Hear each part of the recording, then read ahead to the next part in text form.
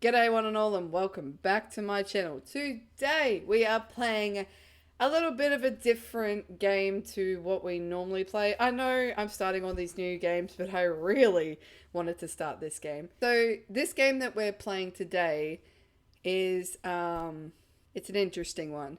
So a little bit of a background as to why I'm actually playing this game. I don't know if you guys know this about me, but I'm a little bit of a simp when it comes to certain characters. And I found this guy through, or this particular character through TikTok, and I have just been on the roller coaster ride of simp, and I'm here now. And I found out recently that he has an animated series, which I will be watching probably tonight, and I also found out that he has a game. So we're going to be playing that game. And the game is called Tender Lovin' Cannibal! Let's go! I'm Bobby! Okay, so this is the particular... So this is the particular character that I've been simping for. Oh, I am so excited! You are going to see me just be a simp for this character. Don't look at me like that, Bobby.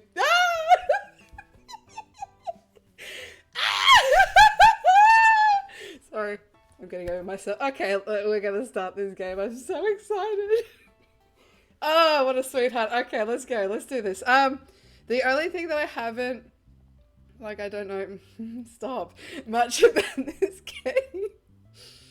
I don't know the background. Like I said, he's got a animated series based off of him. It's called Spooky Month, which I will be watching. And I know about this game mainly because of TikTok and everything. So I'm so excited. I kind of know what's going on. Because obviously when you simp for a character, you go for, you know, the hex reader kind of thing. So me and Bubby Boo have like definitely had some moments, so... Okay, let's start.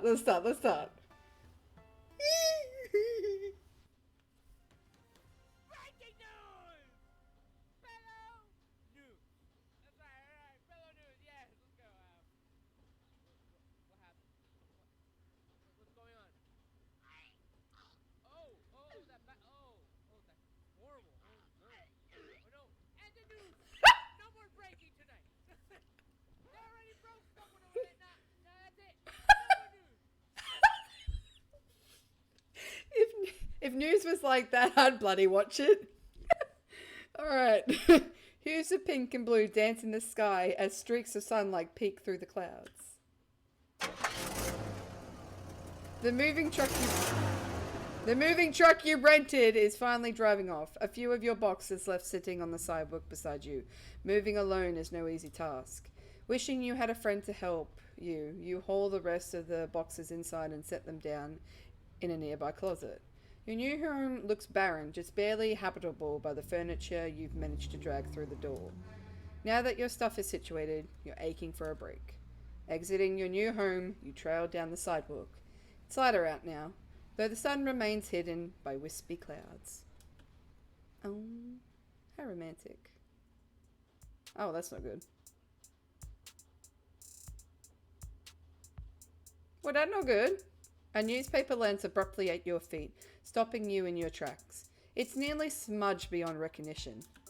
Despite the weathered state of the page, you attempt to read it. On January 2nd, yet another person was declared missing. Eyewitnesses report the individual having last been seen at the newly reopened family restaurant. Fucking hell, I'm loud. Missing? Before you have time to finish reading the concerning headline, an autumn breeze sweeps it away, the cold air nipping fiercely at your skin. Oh, not me!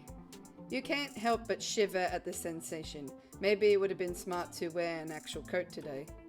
You walked continues, a bit with quickened pace thanks to this newly gained information. Oh, that me! The quiet doesn't last long as you hear the faint rumbling of a car engine steadily growing louder.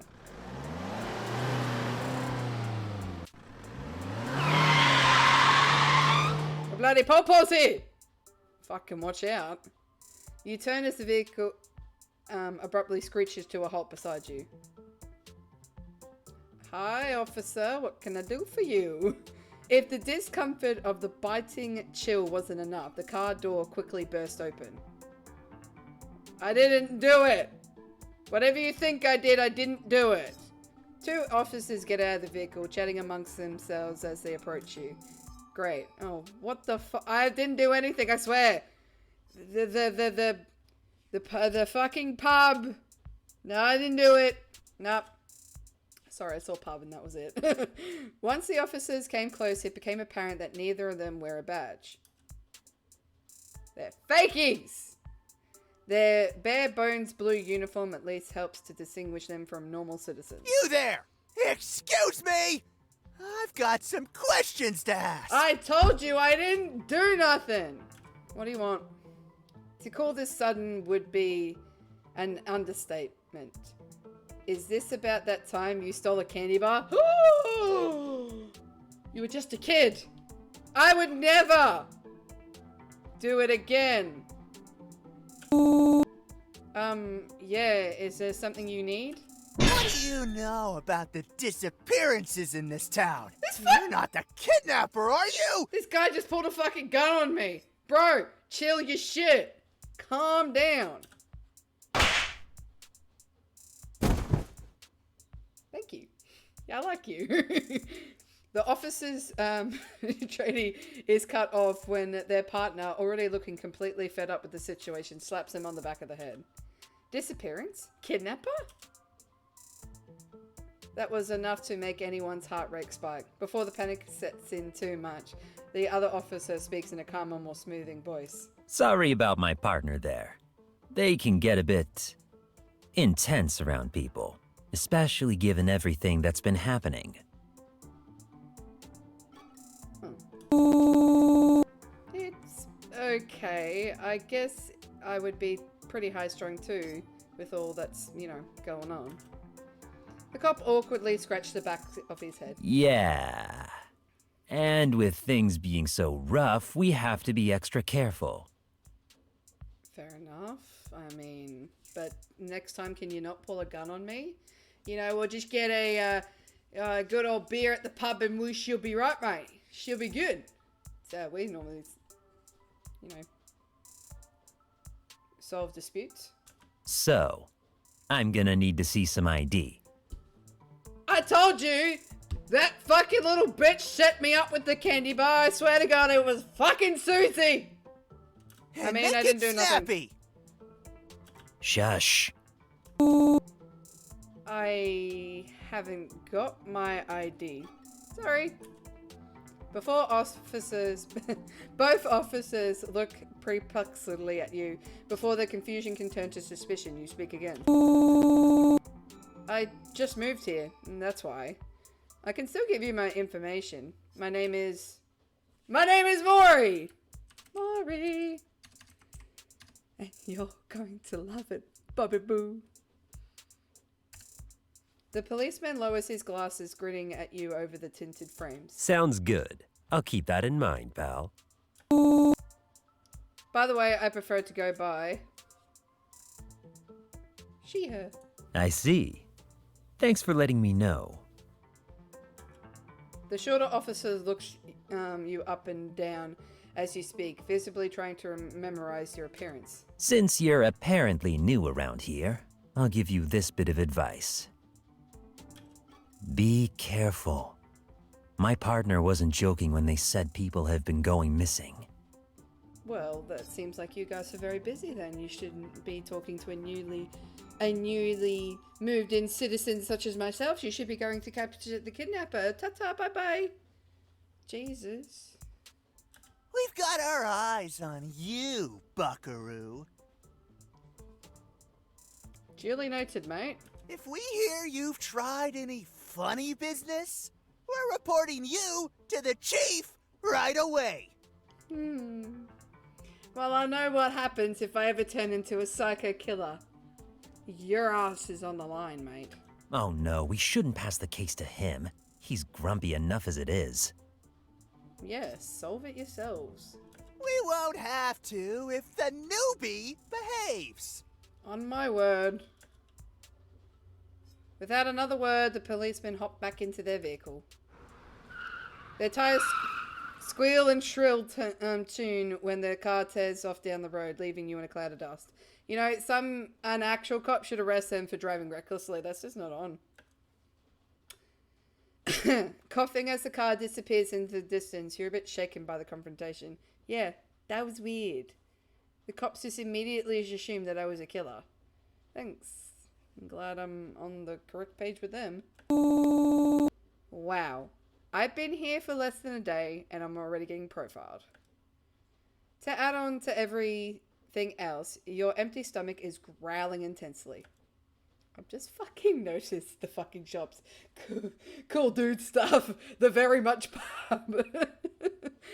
Unpacking took longer than expected, leaving no time for breakfast. It's safe to say, you're starving. Maybe I should get something to eat before I head home. You brow your furrows as you wonder what places are open and within walking distance. Before you can begin your journey to hunt down a food sport, the sound of excited chatter catches your attention. You come to a halt in the front of the large glass window. Curing meats hanging on display, and just past it as you see a bunch of happy patrons. Burgers, eh? They're probably cheap and filling enough. What could possibly go wrong? Oh, that seems like a famous last words kind of thing. I love burgers, by the way.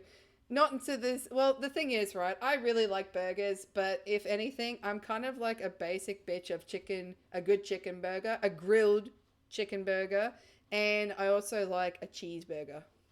Mwah! With the cheesy sauce and the deliciousness. Anyway, yeah, so that's what I'd probably get. And the thing is with me, I get the same shit all the time. So if it's good, you can guarantee I'd be ordering the same shit over and over and over again. Let's go. I'm ready for this burger. With renewed enthusiasm, you push the glass door opens as a bell jingles cheerfully from above. Upon entering, you're presently greeted with a warm and aromatic atmosphere. Various people sit in the diner, making small talk and enjoying their food. Like clockwork, their chatter is drowned out by a voice calling out from farther in the building. Just a minute, please. I'll be with you shortly. Holy shit, is that his voice? Oh my god. Oh my god. Oh, have mercy on me. Oh, I got goosebumps immediately. Holy shit, that's his voice. Oh. You shall be mine. The light southern accent mixed with his deep tone sounds like butter, savory and smooth. Oh, fucking oath it does. Holy shit. Whew. Compose. He shall be yours.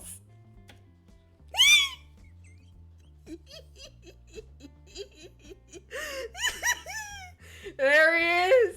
It's Bobby Boy. The man it belongs to has a big toothy grin. It almost seems too big to be genuine. Ah, look at that smile. That's such a nice smile. Yet he stands, happily taking orders and humming a soft tune to himself. A badge pinned to his chest, proudly displaying his name is Bob!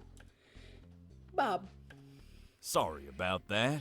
What can I get for you? Oh, this accent is... Oh, no! You will be the death of me with that accent. The silky smooth voice. I'll have a cheeseburger with the side of you. I mean, I'll have a cheeseburger.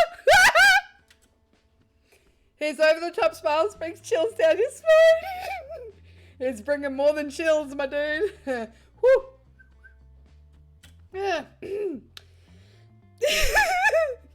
You ignore as best you can while you take a moment to possibly browse the menu. Oh, Bob's special. Oh yes, Bob's a jolly meal. Oh, Bob's special. Bob's special. You hesitantly point to your menu item of choice. Having a small notepad already out, the employee nods and jots down your order before casting his glance back towards you. Your heart skips a beat and listening to his speak. I'm sorry, I've been... Yeah, you have no idea how obsessed I am with this character. Okay. Compose your shit! Alright. Sure. No problem, darling. You're welcome. I love you. Anyway. Anything else? You, please. I mean, the French fries would be nice. The nickname rolls effortlessly off his tongue. I can't. I'm blushing. Focus. The heat rises in your cheeks, making you sput in response as you try to think of anything other than the impromptu endearment. A Loco Cola. Yeah, that's everything. That's the last sentence. That last sentence came out much quieter than you had intended. The employee's eyebrow raises, his expression unreadable for a fleeting moment. Why are you laughing at me? Suddenly, he squints and his smile widens before he bursts into a hearty laugh. You give him a smile in return. His laughter soon subsides, but its warmth remains. Oh. Say, I ain't never seen you here before. You new in town? Yeah, do you want to show me around? That would be great. I mean, yes. Yes, I'm new. Can you get your shit together? Pep talk for a moment. Get your shit together. I mean... We're in the dating business. Okay, focus. Focus. You lean against one of the bar stools, humming to yourself in thought before settling your arms on the cool marbled counter.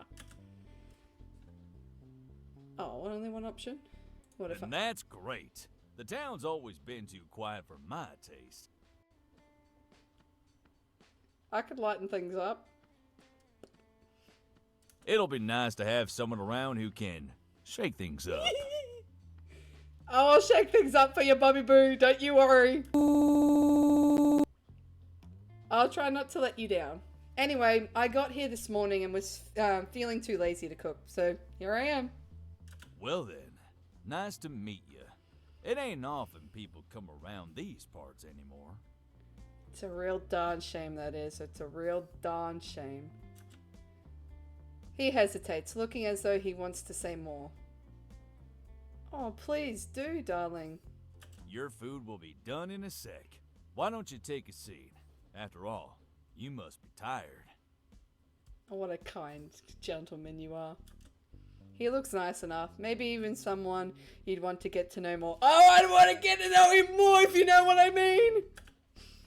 Your thoughts are cut short when you realize you're still standing at the front. Oh, can I just stay here forever? I love you, Bobby Boo. Yeah, you're right. I'll go. But thank you for being so nice. Of course.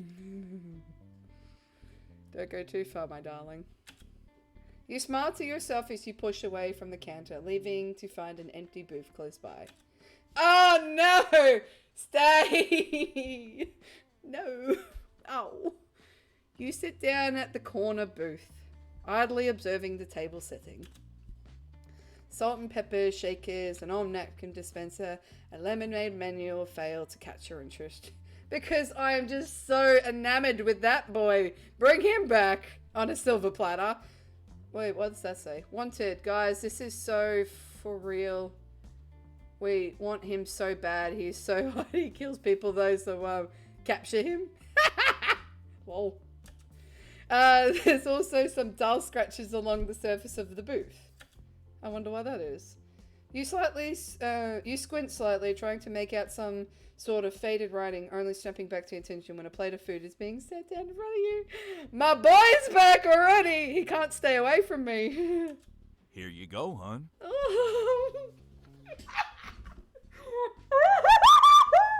I'm sorry. Oh, I love this man.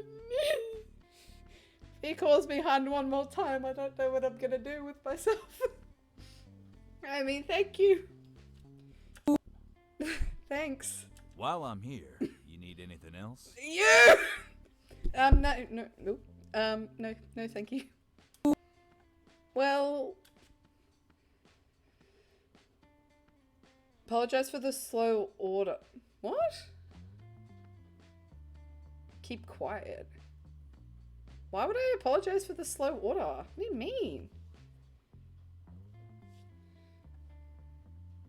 That's... Well, I feel like it's rude not to say anything. I guess? It's a bit weird.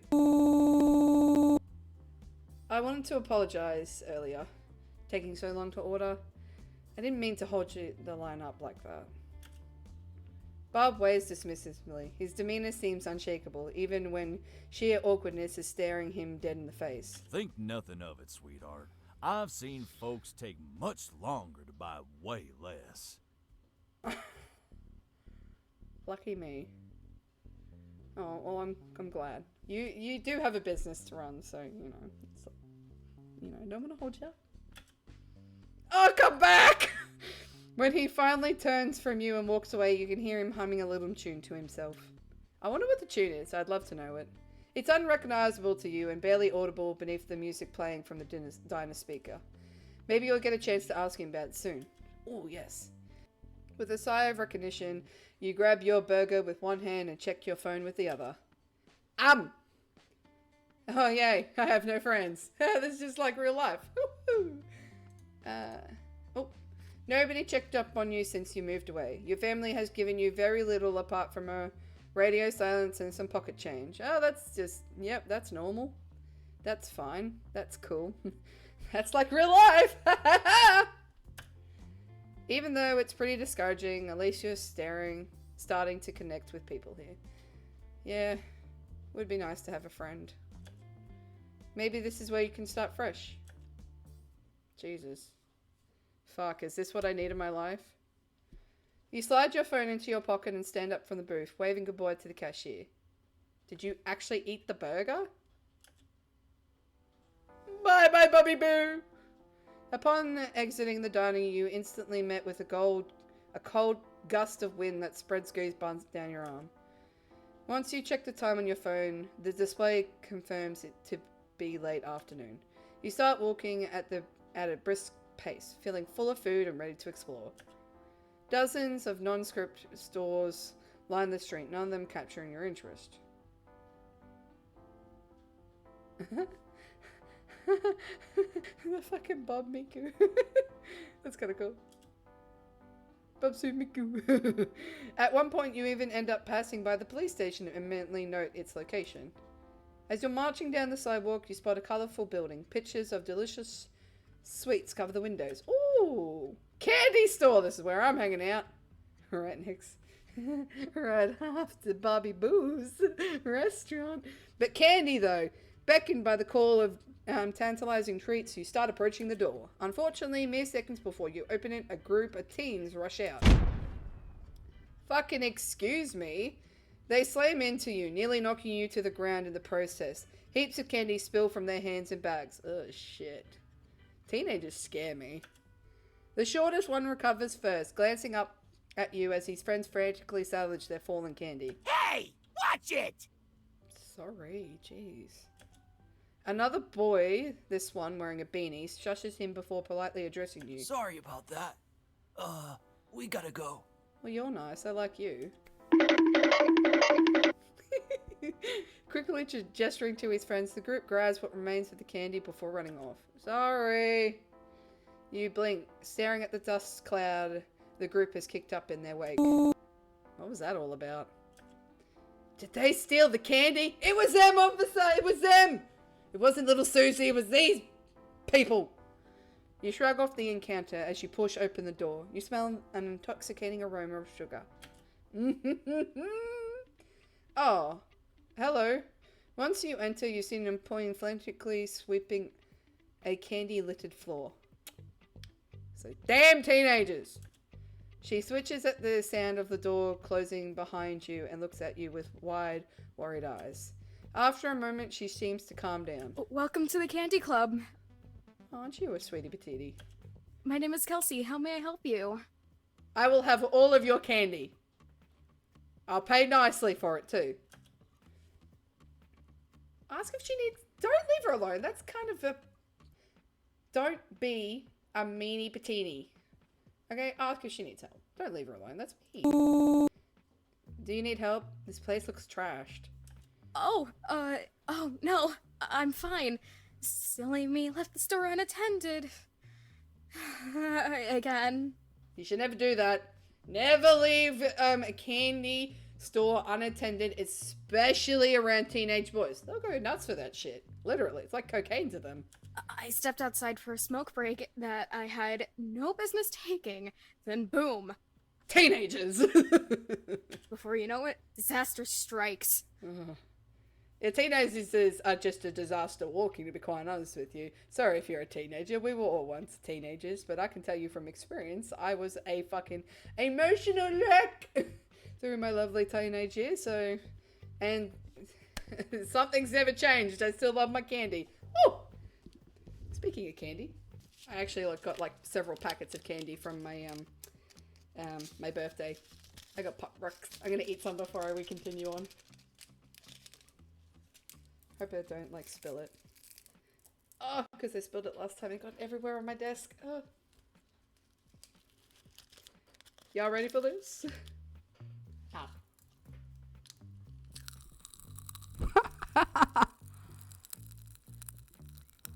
Can you hear the popping? It was so fucking weird. I'm sorry.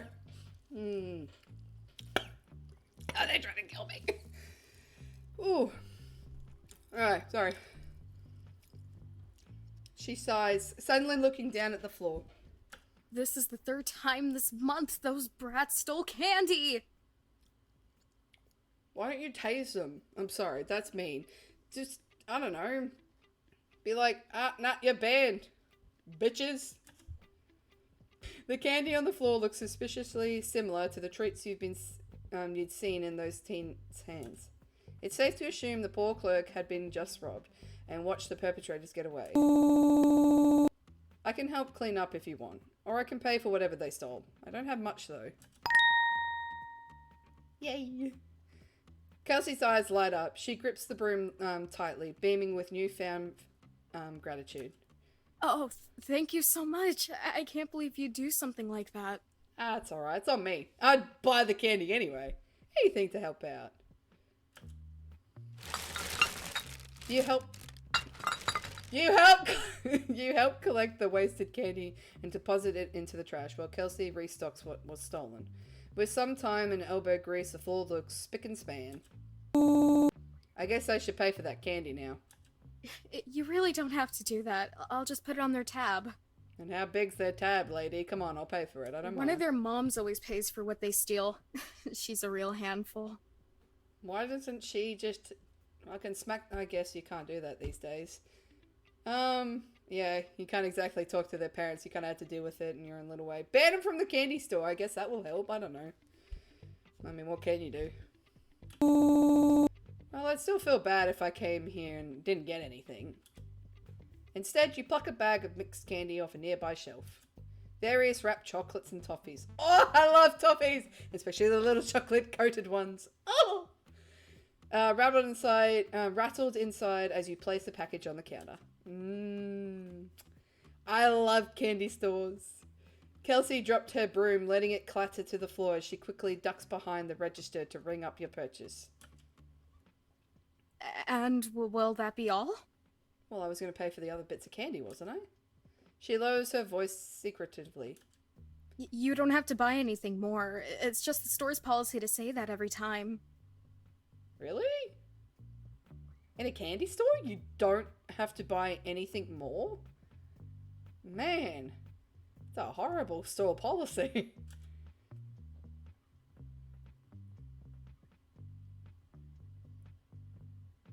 I wonder what there's something else is. My curious is being curious. Your eyes scan the selection of sweets before honing in on a couple more cheap bags that you can get. Score. Cheap candy! I'll take 2 bags of those candies, please. I can't pass up a good sale. Kelsey laughs while snagging 2 of the bags. You and another customer of mine. He always likes buying these in bulk. I wonder who. As her voice trails off, she seems to get a bit nervous. Regardless, she shakes it off and tells you how much you owe. Why so jumpy? I promise I won't buy it. Passing the money over, you squeak in a low, soft voice. You're not sure if she even allowed to keep tips. Keep the change. The money falls out of Kelsey's hands as her arm goes limp, mouth drooping open as she stares at you. Are you okay? Yeah, totally. Perfectly fine. And, Are you sure you're okay, lady? Her smile becomes smaller and more genuine. Thank you. You're welcome. I like you. Please be my friend. I'm very lonely. As your interaction with the cashier comes to a halt, you take one final look around the store. You absolutely have to come back in the future. The collection of sweets is super and impressive and... Wait. Something that... Oh, excuse me. Is that kid stuck in a fucking candy thing? I just realized that. Something doesn't feel right. Your eyes dart back to the window... Wait. Your eyes dart back to the window at the front of the building, allowing you to just barely catch a glimpse of the silhouettes moving beyond the pane. What the fuck is that? Oh! The formation of fleeting figures is the only thing you can really make out before they vanish from sight. What the shit? I want the plushies though! Those are some nice plushies. Wait, what does this say? The stars burn for you. Oh, how sweet! That's so cute. Aww. Taking a couple of steps away from the cash register and closer to the window, your eyes narrow as you try to figure out where they went. Hey, are you okay? You didn't see the creepy silhouettes outside the window? Just me. Still unsettled, you whirl your face around to face her. Yeah, I just... The fuck was that? Beep! Kelsey clings to the counter, startled by the sudden alarm. What happened? Jesus Christ, that's loud. Beep! This time, the sudden noise causes you both to jump. Before you get the chance to ask Kelsey what the beeping was, she starts ushering you towards the back door. What the shit? She even goes so far as to snag her personally discarded broom to shoo you away. What? Hey, what the... Quick, you have to go before my coworker finds out I was slacking off. And I have to finish cleaning that mess. Okay, I'll leave. Her borderline rambling mixed with the occasional pokes of the broom makes it impossible for you to get a word in edgewise. Okay, I'm out. See ya. Thanks for the candy. That wasn't weird at all. Before you know it, you're shoved out into the alleyway. Why does nobody like me? The back door slams shut behind you, and you can faintly hear Kelsey calling out to you from the other side. Sorry, and it was nice meeting you. Take care! You're welcome. What a rushed conversation. The cashier might actually have been more high-strung than the police. Now alone in the dingy back street, you look up and spot the darkening sky above you. Time definitely got away from you while you were talking to Kelsey, and it's best to head home before it gets too dark out. Yeah, don't want to run into a fucking, kidnapper and whatnot. Navigating your way out of the literal maze of roads is a real challenge, but eventually you make your way back home. Nice. You start the stars twinkle above at you as you stumble inside, drained from the eventful days. Oh, who are these people? That looks like fucking Bonnie. No way. Huh. I need more plants. Okay? That singular plant ain't gonna do me anything. You should see the amount of plants I got in the kitchen. With exhaustion at the front of your mind, you quickly make your way towards your bed.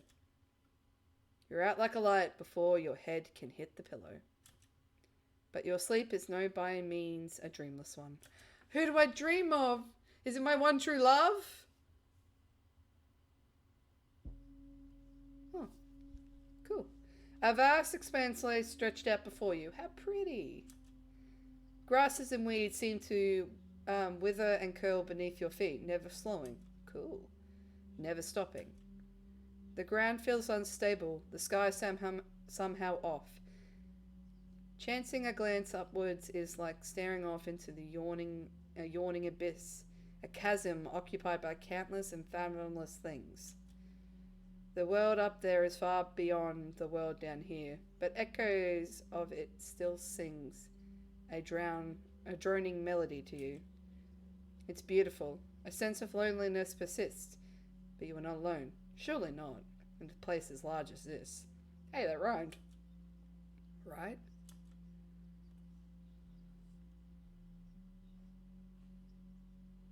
What's with the eyes?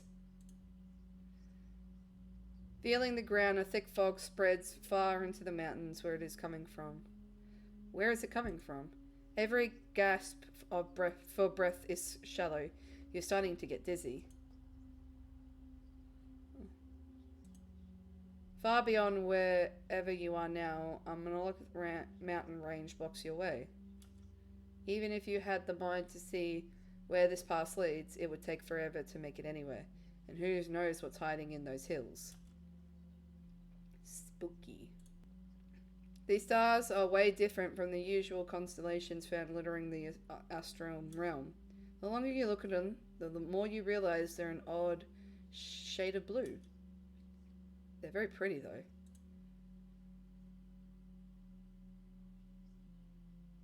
Yes.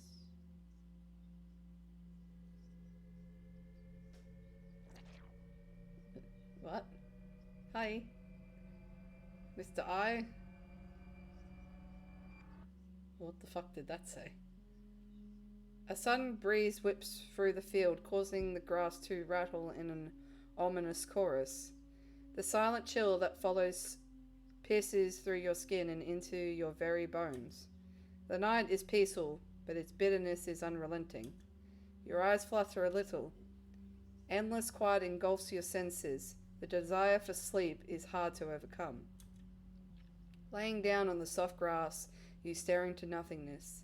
It's a nice way to go. Oh Jesus, am I dying? Go? A cluster of stars above twinkle merrily at your plight. They whisper to one another, giggling and looking at you all the while. You look back at them, determine how you will respond. Speak to the stars. How do you reply? Hello! Hello?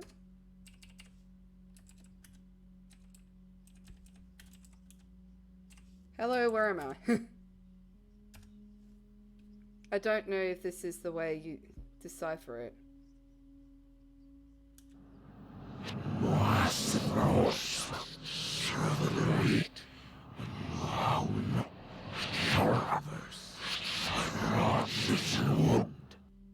What? Can I please have that again, but in English? Thank you.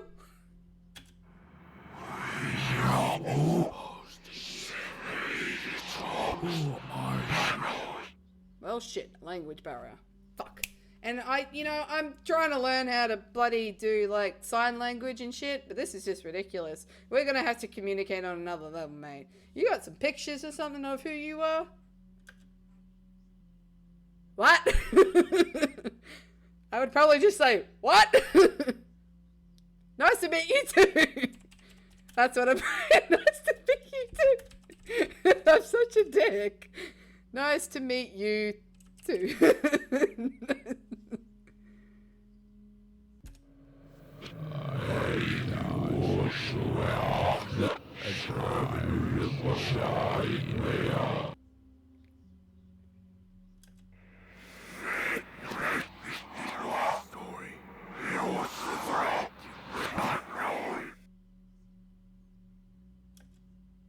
How the fuck do you want me to reply to that? There's nothing there for me to reply. We need to learn on our community. We need to better our communication skills. We need to better our communication skills. We need to better our communication here. There you go. Your conversation seems to stretch on into infinity, keeping track of your own words becoming a long forgotten need. I feel like such a dick. The world unravels around you as you slowly slip away into an impossible deep sleep.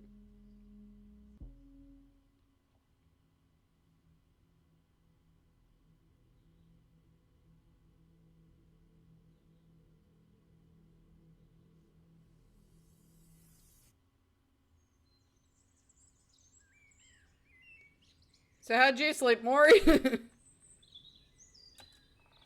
Wakefulness doesn't come easily. It crawls back into your mind like a wounded animal, hesitant and weak. That's me getting up in the morning every morning. Birds, that's in my ear. The world around you only appears as blurred shapes and contours before the finer details come back into focus. A bead of sweat runs down your face. Burning hot, yet feverishly cold. It feels like you're sick. But that can't be right. You were fine before going to bed. Maybe it has something to do with the weird fucking dream that we had. Your hands are littered by divots imprinted into your flesh. Judging by the hints of blood beneath your fingernails, this was your own doing. Did you have a nightmare? No need to dwell on that. There are things you need to do today, right? You should get ready to go. Oh, I can look at everything. Birdies, that is the most loudest fucking thing. Okay, what do I have to look? Okay, I guess we start from the right to the left. There's a shelf up here mirroring this, but you can't see me because of my face. The shelves haven't been filled yet. Your book's still tucked away in one of the many unpacked boxes. You'll get to them eventually, just not today. Fair? A fluorescent desk light perfect to illuminate the final details of whatever you decide to read. Fair? It's just a mannequin. It's usually testing out the latest styles, but right now it's fairly undressed. Your comfiest chair. Its legs have somehow survived some unfortunate impacts while you were being moved around. Hi, Sully! Why are you nuzzling against my computer desk, darling? If you squint hard enough at your door jamb, there's still a faded scratch or two from those incidents. What's this? Upon further inspection, you find your house keys wedged into the gap in the cushions. How did those get there? Right here. Nah, we gotta leave them open. They're already open, you can always change it up tomorrow. An accident succulent. It's in need of water. Water it. In a last-ditch effort to save your little friends, you run to the kitchen and fill a glass with water. After dumping this stuff into the succulent soil, you begin to every high of relief as it wiltedly visibly perk up. That's like my basil plant and my hydrangea. Every time they like wilt away, you just put them in the water for like half an hour and they're back to being happy. They have the most cutest little tantrums. Only a little though. Sockets. An outlet. You've been tempted to stick a fork into the outlets before, but you're old enough now to know better. Holy shit, do we need therapy as well? Like, fuck. Okay, who's this? It's just a normal, photographed. Why are you so focused on this again? I wanted to know who it was! It's a little bunny, staring at you judgmentally. Don't you have things to do? Better hop to it. I get the pun. You don't own enough outfits to really warrant a wardrobe. Until you find your footing, your clothes are folded and kept up here. After a bit of digging, you find a clean pair of pants and a fine shirt. Sweet! Alright, bed. Let's go back to sleep. The bed is made, or close to it. Anyways, it's not unbearable to look at despite how much you tossed it and turned last night. Its sheets are dotted with blood, but that can be cleaned up later. Taking a peek beneath the edge of the bed reveals a couple of pairs of shoes. You select the most comfortable pair and slip them on. What's in here? Okay, just... Everything in the house that's worth stealing is nestled safely in here. This cabinet alone is responsible for half the keys of your keyring. That's because it contains your hats. Beanies are very shades. Clips, pins, and other headwear are all lined up in neat rows. You buy a set of foam heads to put them on, but there's not enough room. You take down your favorite accessory and put it on your head. I don't wear accessories on my head. It's just a cheap lamp. It has a crack on one side, but you've angled it so the fracture is facing the walls at all times. Okay. Inside are a few knickknacks, mostly easy access stuff, a box of tissues, some paper clips, a spare phone case. There's also a pair of earrings that you quickly put on. Thankfully they're made of the material you aren't allergic to. After you put together the most important pieces of your outfit, you've gotten your keys and determined that you're ready to leave. Breakfast can be sorted out later. I know exactly where I'm going to breakfast to see my one true love. Sunlight embraces you as you step outside, momentarily blinding you at the same time. It takes a bit before your vision clears, forcing you to blink away the bright spots that takes ages to fade. Now that you're finally out of the house, memories of locations and street come flowing back. You can choose where to go more easily than yesterday. Ooh. Well, I need num-noms, so I don't want to go to the police station. Fuck those guys. I really want to ask the lady what the fuck was going on yesterday. But for now, let's go to Boys and Grills. Seeking some grounding normality from whatever it was you had dreamed about the night prior, you make your way over to Boys and Grills. Hello, my love! It's always so good to see your face bright and early in the morning. Lights up my day, it does. The diner opens up before you as you slip inside. A constant hum of low chatter fills your ears, coming from the crowd around you. Beyond the sea of social anxiety, you can hear the sound of Bob calling out orders as he works the grill. Now you need to figure out what to do to catch his attention. Order?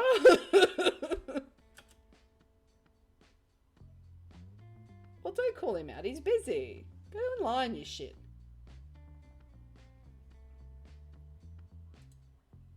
Cutting in front of the other customers to try and flag down Bob is out of the question. Yeah, that's a bit of a dick move.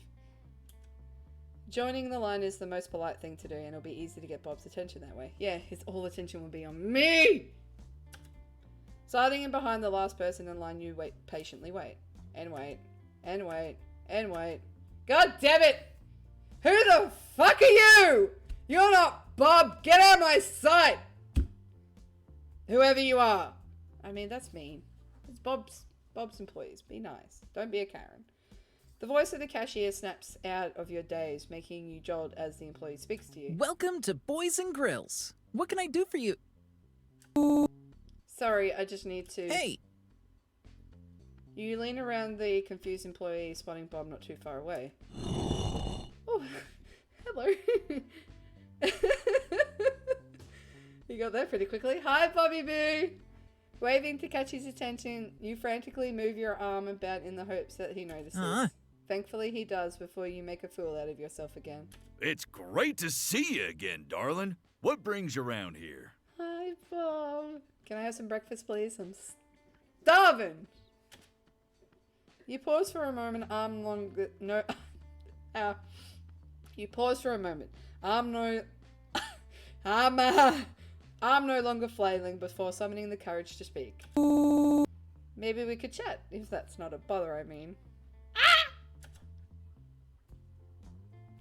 Despite your best efforts, a lack of certainty is evident in your voice.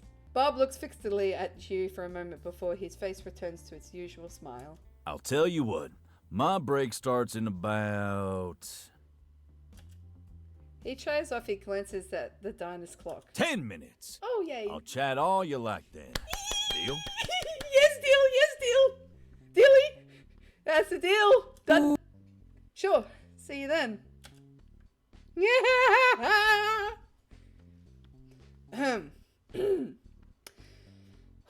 Alright, Bob returns to his spot by the grill. The time slowly ticks by as you watch the patrons finish their food, then trickle out the door one by one. I'm so ready for this. When about 5 minutes have passed, the people watching session... What? When about 5 minutes have passed, this people watching session is interrupted by the approach of an employee. Is it Bobby Boo? They wear a similar uniform to Bob, but a far different expression on their face. Oh. Hey, you've been here for a hot minute. Can I get you anything or show you to a different seat? Why? I'm comfy here. I'm so not waiting for anybody at all. This booth is usually reserved for families. Oh, I can move then. Oh, sorry, I'm waiting on someone. It won't take long. He should be here in just a few minutes. The employee squints at you for a moment, then they shrug. Right. Sorry for the trouble then. If you need anything, wave me over and I can take your order. That's very nice of you. I can move if it's not a problem. Without waiting for another response, the employee turns and walks off towards another occupied table. Well, now I feel like a dick. Maybe I should have stayed at the counter or something. Whoopsie. Thankfully, the rest of your wait is quite uneventful. Customers come and go in droves, but none of them try to initiate conversation. Some other employees spare you passing glances, but even they leave you alone.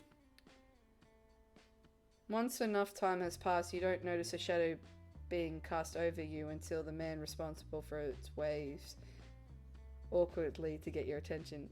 Sorry for being late.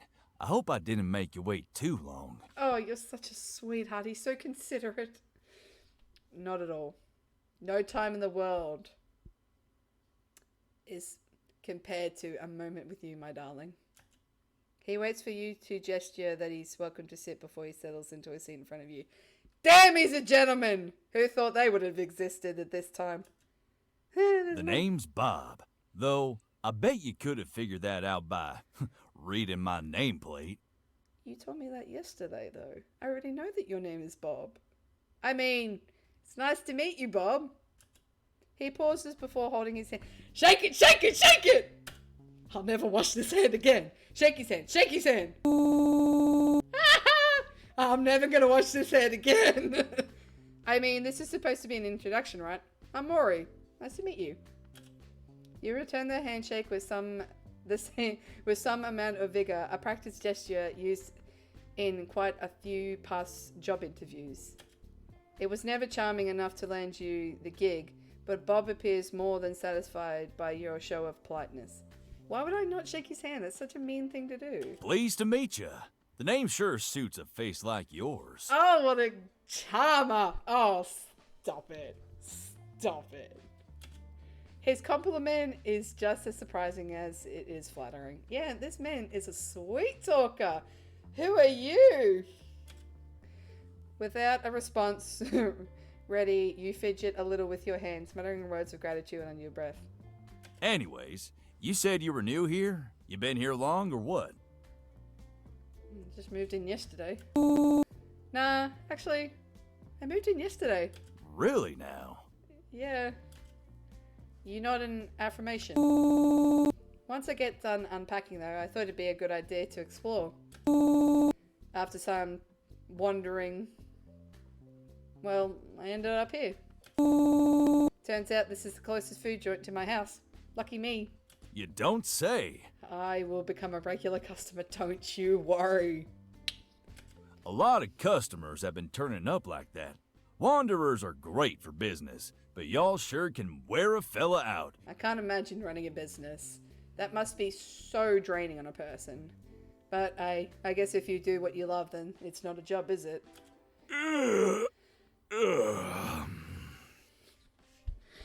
Don't do that, please! I'm already having a hard enough time concealing myself as it is. And I'd be there. Bob rubs one of his eyes as he yawns, clearly exhausted from today's shift. Speaking of which, anything catch your eye so far in this town? You! And your burgers! Man can cook! Oh! The weird ass cops, there's a fucking weird ass lady in the candy store, and you, my darling. That's a tough one to answer. But if I had to choose something that stood out to me, so it would be, oh, please compliment. Poison, please, please. Yes, yes, yes!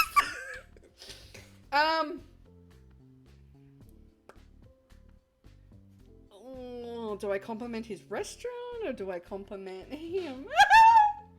Try not to sweet talk him too much. Come on, you gotta reel him in and throw. Nah, I don't know what to answer. I'm panicking. You. You're such a sweetheart. Oh, I really want to say you though. Do I dare? Oh, say it, say it, say it, say it. Well, no, we might be going a little far. This is, I don't know. Nah, fuck it. I'm gonna say it. You. You good, Bob, and mischievous smile, leaning in slightly closer. I hope I'm not going too far. I don't want to make him weirded out by me. If I had to pick, it'd be you. Say again? Sorry. I'm so sorry. I'm weird. I'm obsessive right away. Sorry. He blinks a few times, freezing in his seat. He looks as if he misheard you. I think you're interesting. Do you now? I hope I didn't just ruin this. A slow smile makes its way across Bob's face. He seems eager to respond to the opportunity he's been giving. Whew. Is it getting hot in here? Or is it just me? I feel a little hot. I can't believe I just said that.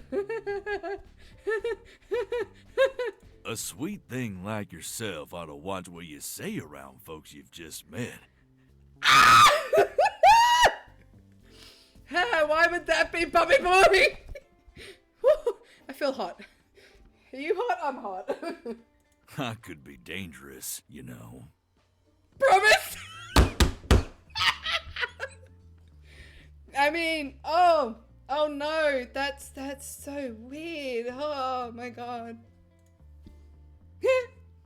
Normally this kind of response would make you laugh. Instead you find yourself paying a bit more mind. The same could be said about me, darling. He tilts his head in interest, staring for a moment. We are flirting so much, I love this! You will be mine, Bobby boy! He tilts his head in interest, staring for a moment too long before bursting into laughter. You? Hey! I might as well be shaking in my boots. Hey! That's not... You fucker! Hey! I put him up here, sonny boy! I'm kidding. I'm as squishy as a marshmallow and I've never fought anybody in my life. So, yeah, you wouldn't be wrong. Give me a good scare, then we'll talk. Right. Oh my god, that was cringy. Oh. A lull in the conversation follows soon after your words. The silence is by no means tense, but as Bob starts looking around the diner, you're made painfully aware that it needs to be filled somehow. Huh? Think more, think. Hey, Bob. What's your favorite color? Oh, we're back here. This is the most first basic thing. Okay, you know what? I'm assuming it's red. Wow, really pulling out the stops here. I could have guessed it's red, but who knows? Maybe it's fucking pink. Thankfully, Bob doesn't look too pressed about the quality of your icebreaker. Oh, red for sure. It stands for danger, but also courage. What about yours? I like blue. We can make purple. That's so fucking weird. Nah, come on, you gotta be different. My favorite color is blue. It's actually pretty rare in nature. And did you know that it's least common color among the foods we eat? For once, Bob is starting to look a little irritated. Oh no! Don't be irritated with me, my love. I'm sorry. The only reason why I like blue is because it's a calming color. Fuck! His facial expression practically screamed, I knew that already. Well, I didn't know that. Well, okay, sorry.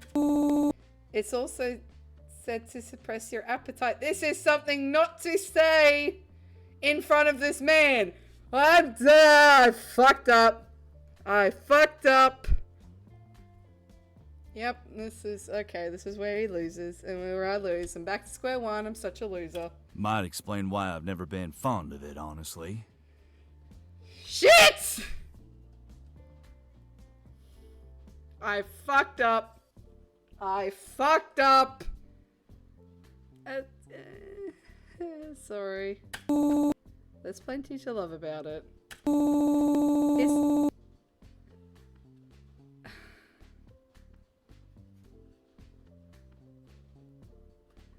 Fuck, I'm really gonna have to pull out the stops now. Here's another bit of trivia. Did you know that in Greek culture, blue was said to ward off something called the evil eye? That's a weird fact. I'm glad I know that. Oh, mentioning this superstition seems to put Bob on edge. He sits up a little straighter, his posture and expression both turning rigid. Oh. Are you into the superstition stuff? To save the conversation, you try to think of another fact. Some people wear it to protect themselves. It's also a calming color, but you probably knew that already.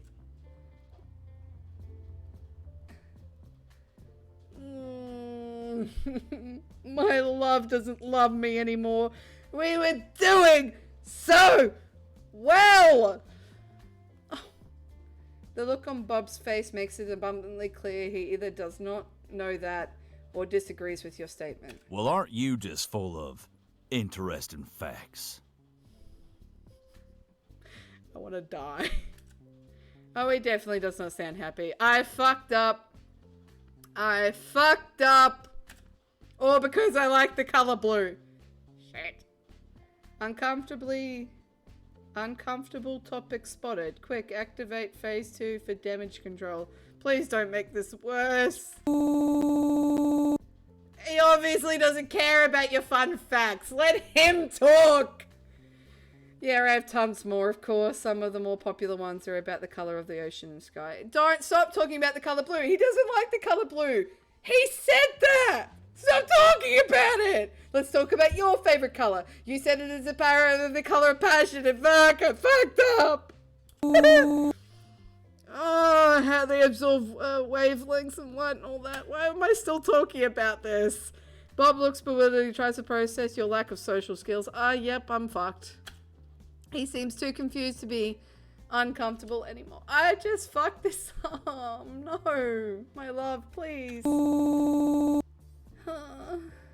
You know what they say, smell the sea and feel the sky, let your soul and spirit fly. They say that? I'm not much of a reader myself. Is that some kind of poetry? I fucked up. I should just leave. It's a quote I found on the internet. Your awkward laugh trails off as Bob raises an eyebrow at you. Does he now know you think you're some kind of a snob? There's no way to tell for sure. I fucked this up. Oh. Another natural. He's gonna leave. And I'm gonna die. I'm gonna just go home and cry myself to sleep. Another natural pause forms in the conversation. Perhaps Bob is in awe of your fascination. No, he's not! Stop! Or maybe he's just a bit bored. Either way, he speaks up once after a bit of silence. Say, what do you think about Halloween? Oh, I love Halloween! It's personally my favorite holiday. Yeah, it's mine too! I actually do like Halloween. It's better than Christmas. Tell him you like Halloween. No, I love Halloween. I love Halloween. The decorations, the costumes, the trick-or-treating, haunted houses and all that stuff. Bob nods along in a hearty agreement. Yes! I'm glad to hear it. Now, if only the rest of the town celebrated it longer. I know, right? I don't know about you guys, but I fucking hate Christmas here. Because you know what time they fucking celebrate Christmas? In fucking August! No. September it was this year. Fucking September. I saw shit for Christmas in September. You greedy pricks need to fuck off and let Halloween happen. Celebrate Halloween for longer. It's better holiday anyway. Spooky season. I got way too passionate about that. Sorry, I really actually do like Halloween, so. As soon as Halloween's over, these folks get rid of their jack-o'-lanterns and rush to decorate the Christmas tree. I know, right? I literally, what the thing is, right? I don't set up my Christmas shit right after Halloween. I wait for fucking November to happen. And you know, a month before, and then at the 1st of December, set up Christmas like a normal person. You people need to calm down. Christmas is Christmas in fucking December, not fucking September. Anyway, sorry, I'm getting a bit passionate about this. I feel that. It's like decoration disappear as soon as November 1st hits. It's true though, it's fucking true. At least the candy goes on sale the next day. Yeah, that's the only good thing about it. He brightens up a bit that at the mention of candy. Oh! My boy likes candy, I see. Good point. It's the perfect chance to stock up on some sweets. But it's still a shame they skip right to Christmas. I mean, it's true, but we gotta enjoy that Halloween candy, my dude. You and me. We got this. We'll just go and just buy out the store. Please, please, please, please, please. I've never dressed up with anyone, and I've never gone trick-or-treating. I always feel like I'm too old to go trick-or-treating, but I've always handed the candy. Yeah, I'm speaking a mile an hour. I really want to do this. Please, please, please. Please be nice, please be nice, please be nice. Yeah, at least we could celebrate Halloween together. Oh? I might have to take you up on that. But what would the plans be? Oh, can we please dress up and go trick-or-treating? Please, please, please! I've never done that before. Oh, can we do all of it? Can we please do all of it? Oh, we're good. Yeah, I want to do all of it. Can we please do all of it?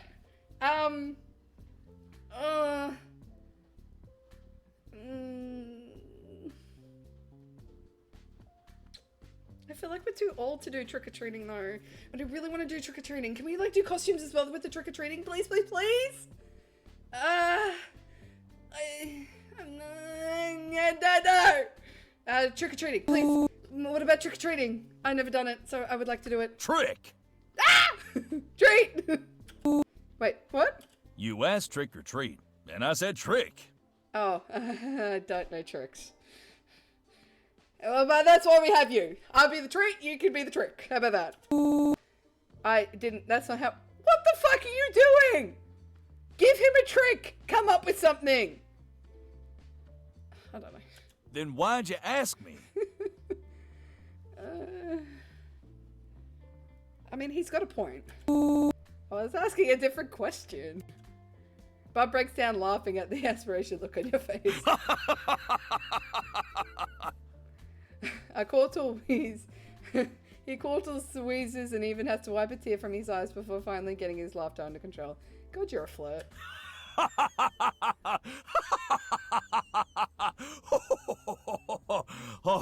Oh, come on. I couldn't help but mess with you a bit. Ah, I see the teasing has come into play. Jokes aside, only kids trick or treat here. Unless you like getting weird looks from folks. I've tried. Trust me. Then we can be weird together. I want to do trick-or-treating. I say fuck those folks. Let's do trick-or-treating together. That would be amazing. Come on. Once you reach a certain age, they just think you're trying to rob them. What ticks? I have another suggestion, by the way. We could trick-or-treat and chill.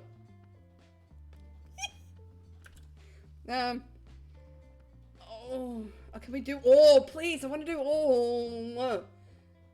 I would love to see Bob in a costume. I think that would be the most cutest thing ever. Can we do costumes? What if we pick out our costumes together? Costumes, you say? Oh, shit. It's okay, we don't have to do costumes. It's fine. Yes? At the moment, at the mention of costume, Bob smiles fades away. Did you say something wrong? Oh, for fuck's sake! I would dress up. I don't care about other adults. I'll rob them of their candy and dress up looking fabulous. Their constant eye contact, usually seen as a sign he's paying attention, but without his grin, it feels more like he's staring right through you.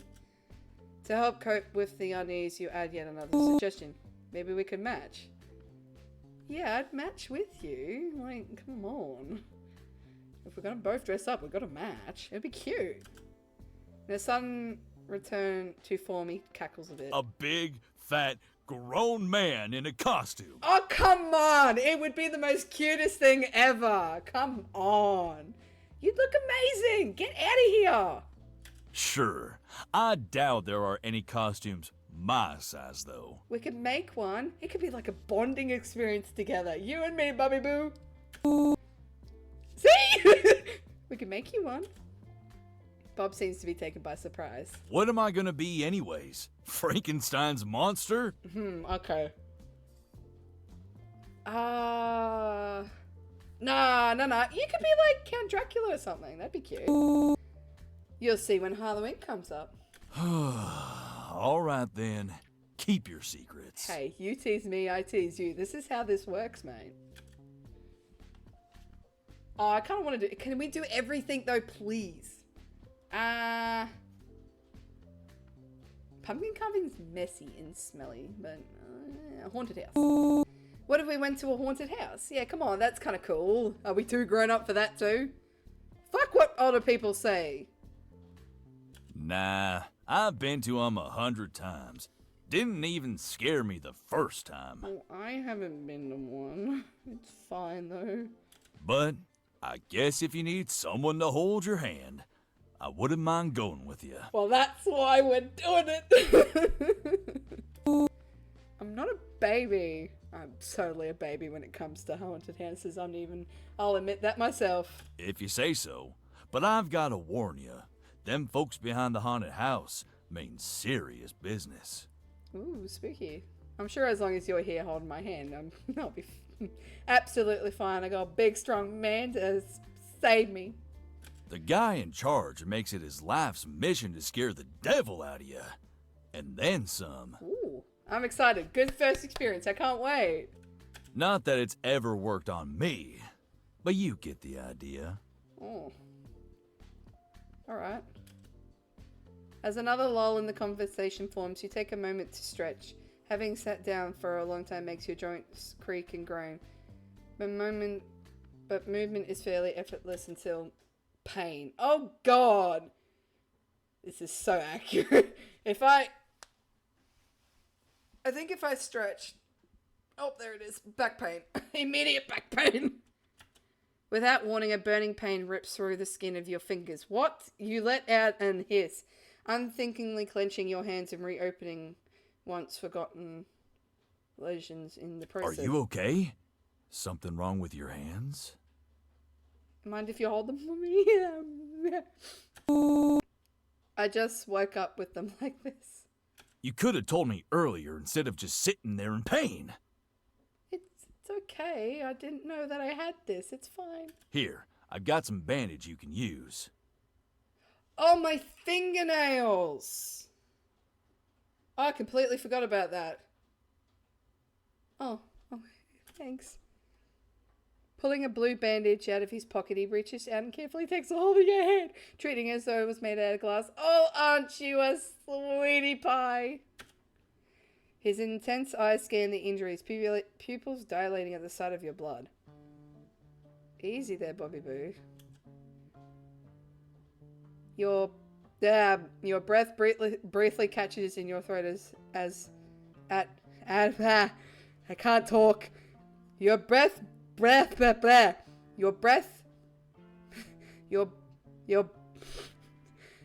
I'm sorry, I'm mesmerized. Whew! Alright. Your breath briefly catches in your throat at both this suppressing gesture and the piercing gaze directed your ways. Please stare at me more often like that. Oh, Bobby Boo, you got something, Ling. A chill runs down your spine, goosebumps prickling the skin of your arms. Bob?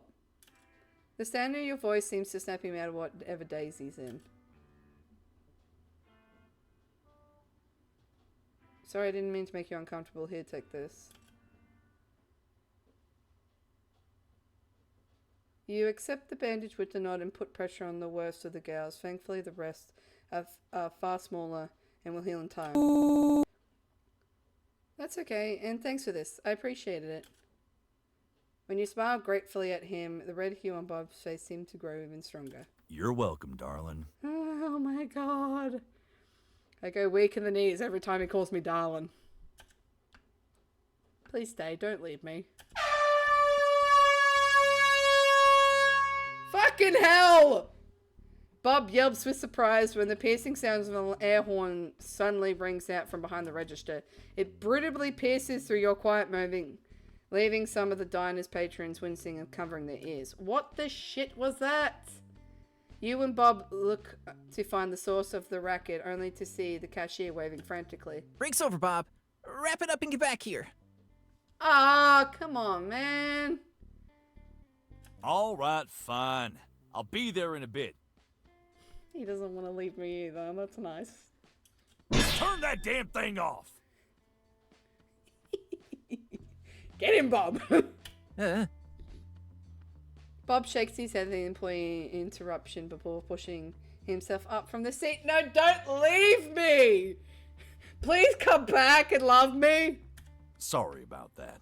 It's okay. No, it's fine. I've taken up quite a bit of your time anyway.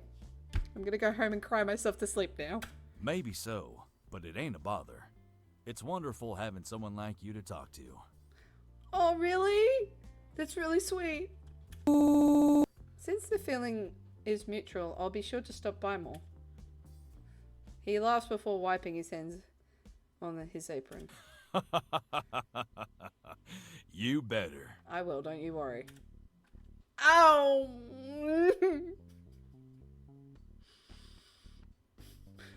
Don't leave me! You're left sitting there when Bob returns to the register and is instantly reintegrated into the hustle and bustle of the diner. Bye, Bobby Boo. After taking another look around the diner and notice the horde of customers, you finally get up from your booth. Bob gives you a final nod of acknowledgement before you make it out the door. I want to go back.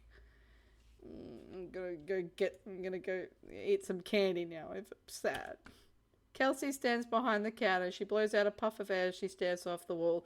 I have the thing to ask of you. Hiya, how you been, Kelsey? She perks up when she hears your voice, straightening her posture. Her eyes sparkle as she sees you enter. Oh, nice to see you again. Hiya. I've been doing okay. Just tending to the shop as usual. Have you ever seen those boys around? I'll beat them up for you. Or I know someone who will. Silence rings as you both stare at each other. The conversation needs a topic.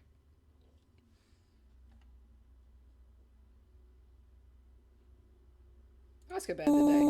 So how's your day been so far? Kelsey looks up at you, shock written on her face. Why would you be shocked at that? I'm genuinely curious. I'm not a dick. I'm just Peachy? Bad? Good? Tell me your life story, lady. very, very busy. You need a hand or something, do you? I have a feeling I'm going to get a job here. Kelsey winces a little as she breathes through her teeth. You know, with keeping this place together and my personal life, it's a lot for a person to handle. Fair? I'm probably overworking myself. Not a good idea. That's all. What about you? How have you been? Oh, I've just been talking to the love of my life. Found out that he doesn't like the color blue. I thought I almost bailed it, but our love of Halloween has rekindled. So, you know, all in hopes. Did you know that there's a kid in that in the candy thing? It's probably not a good idea. Just saying. I'm fine. Just exploring this place a bit. I'm still new in town. One day doesn't change much. How long have you been here? She seems pleased that someone generally asks her about herself. I've lived here my whole life. In the same house I grew up in. The rest of my family. Kelsey pauses for a moment, a somber glimpse in her eyes. They moved away. Oh. It's no problem, though. I don't need pity. Sorry, I didn't mean to rant. Okay. I'm sorry to hear that. Like I said, it's Get no off problem. my computer! Get off! You what? You want to come on? Here. Oh, no. Hey, come on. Why does someone love me? come back. I moved so you could come up here. No? Okay, that's fine. Get rejected in 2 days. I need sweets. Is there any sweets close by? No, there's not. Of course there's not. Anyway, I'm sorry, Kelsey. I'm having a crisis. Oh yeah, yeah. How did you sleep last night? Because she was saying that she had, very, very tired. Oh? Well, I slept fine. That's good. Even with my dreams. And you have weird dreams too? I had a real weird one yesterday. I think I was speaking to some... I don't know. It felt like I was on drugs, honestly. Dreams or nightmares? No, not nightmares. That sounded certain. She looks uncertain. It's a recurring dream I've been having for years. It's not scary, per se, but it's not pleasant. Want to talk about it? Kelsey looks more nervous than before, twirling the gold ring on her finger. She fails to hold eye contact, instead looking at the walls of pink and white. No, it's fine. I'm fine. Is that why you're so jumpy? It's okay to talk about this kind of stuff. The first thing, if you have a problem, is to talk to someone about it. It's a healthy coping mechanism. If you bottle it all up, you'll just slowly get swallowed into the darkness that is depression. Well, not so much anyway, we're getting off topic. Are you sure? Yeah, the dream is just bright. Okay. Blinding, even. It's been years. I still have no idea what to make of it. You should definitely go to a therapist and talk about that. That seems like, if you've had the same dream for years. See, I thought I was going crazy. I had this dream about a wolf. Anyway, again, we're getting off topic. That's an odd way to describe a dream. Bright, blinding. Why does that seem familiar? Dreams are weird. You can never tell what they're going to be, I guess. Yeah. Yeah. You're right. Okay. Did those teens ever come back? I'm surprised you remember that. No, they didn't. Good. At least not during my shift. You make sure you keep that broom on them, lady, and smack him one if they ever come near you. That's good. Can't have them putting you out of business. You chuckle at your clever remark. Chelsea giggles as well. I heard from a coworker that Roy's mom came by later and slammed a check on the counter as compensation. Good! Justice! Her words are cheekily whispered to you, like in a special convent. Which one was where again? Never really caught their names. Roy's the short one with the cap on. He's kinda the ringleader of the group. The leader? He looks like he's in elementary school. Maybe it's 'cause his parents spoil him rotten. The other kids are nicer. Yep. Yeah, one of them apologized before running off. Hopefully they won't be committing crimes next time I see them. I don't know much about them other than that. They usually hang around in their little gang, as they put it. You want me to make them apologize to you? I would never talk. No, I wouldn't even suggest that. Teens are spooky. They're spooky. Oh, no, that's okay. I'd rather it be them that steals things than some other crazy person. I mean, yeah, we could be dealing with adults here, and that's... people. Terrifying. If you say so, I'll keep it... Oh, there. I'll keep an eye out for them anyway. Ask about the Yeah, what the fuck is going on with all the kidnappings? Do you guys like... No? After a moment's pause, your mind strays back to the disappearance you heard about. Can I ask you a weird question? Sure. What is it?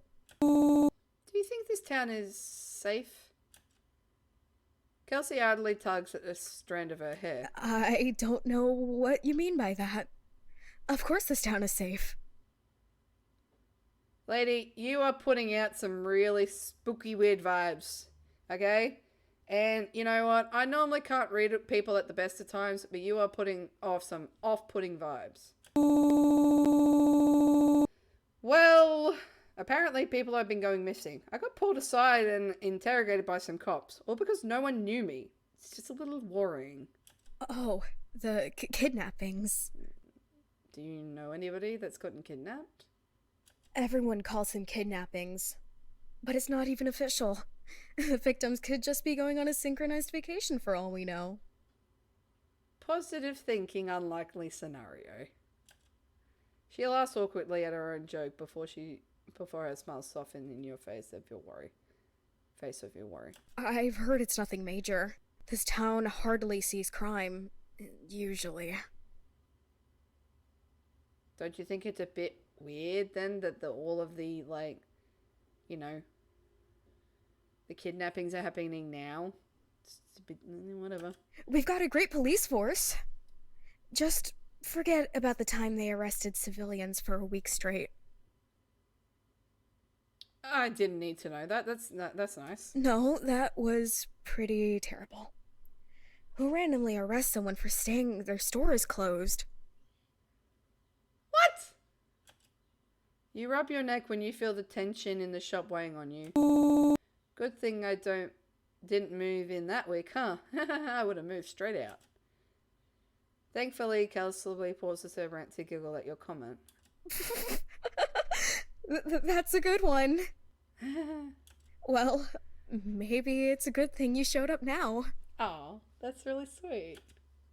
She twists the ring on her finger, turning solemn as her gaze dropped down to the countertop.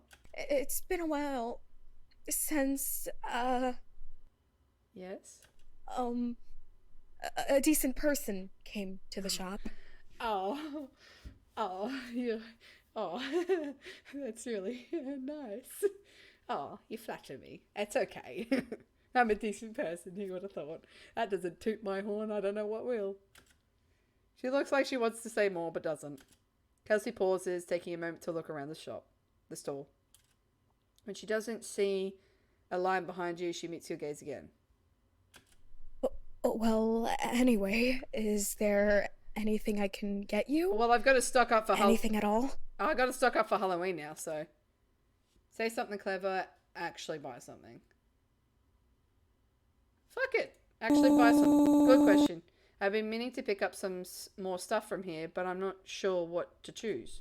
That's all right. Here, I'll show you what we have in stock for today. Yeah, because saying something clever, I don't feel like she needs. It seems a bit jumpy, and you know she needs that confidence. And ooh, what can I buy? Oh, nice. Candy, so good it will make you wince. Does that say cringe? I'm gonna get me some cringe. Nutsack. Nutsack. My hair, get it? Nutsack. I gotta get me some le cringe.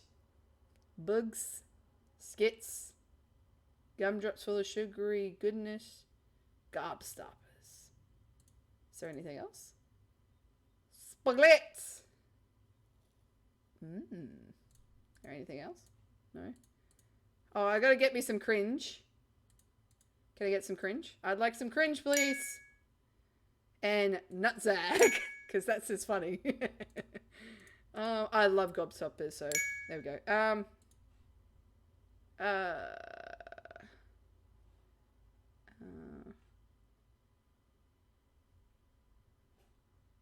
There you go. That'll be it for me. See you later, Kelsey. Take care now. Thanks for stopping by. Nice. Can I eat my candy? Do I have to go to the police station? I don't really want to. These people are weird. After what you saw through the candy shop window yesterday, you figure speaking to those policemen again is a smart idea after all. Being stalked is a good reason to make a report, so hopefully they won't be upset by your intrusion. You thought wrong, lady. If these cops from, like, when we first came through and these cops, like, you know, pulled up and literally pointed a gun at us and ask us if we're a kidnapper, I don't have a lot of hope in these people. They don't even have a badge, which is even more concerning. Sleek, glassy buildings stretch far beyond the quiet street, the tinted windows mirroring yourself and the occasional car roaring past, reflecting off dark glass panes. After making a final turn, you notice a familiar police car parked in front of a tall, dark building with navy blue accent colours. Upon further inspection, there's something sitting in the back of the vehicle. Whoever cuffed them seems to have forgotten something, or rather someone. That's a little rude. Hi, dude. Are you okay? As you step closer, the person in the back seat locks eyes with you, their expression full of fear. Are you okay, my dude? They look at you like a kicked puppy, silently begging for freedom. Free the... I'm going to ignore them, because that is like... What happens if they pull a fucking knife? You know what? YOLO. You quickly look around, checking to make sure that there's no witnesses for the potential crime you're about to commit. Seeing that the coast is clear, you scooch over to the car door. Fumbling only the slightest bit, you yank it open and the person in the back all but spills out. Whoa! Oh, Jesus. They let her yelp as they fall towards the ground, but before they can slam into it, you manage to catch them. You okay, my... Yo! You're a lifesaver. Thanks, dude. dude! No problem. Should I have not opened that car door? It looks like you're still a little tied up. You gestured to the handcuffs. Huh? Oh, I forgot about those. It's okay, though. The Rizmeister keeps spare keys in the glove box. Snag 'em for me? I'm pretty pleased with extra cheese. No! Okay, I got you out. That's bad enough. I'm not setting you free. The cops can do that yourself. I should have just kept you in there. Rizmeister?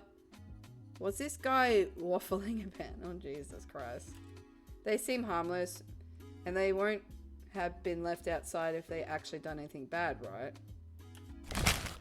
Fortunately, you find the keys after rummaging around, spotting them hidden away under some crumpled wrappings and receipts for a jolly meal.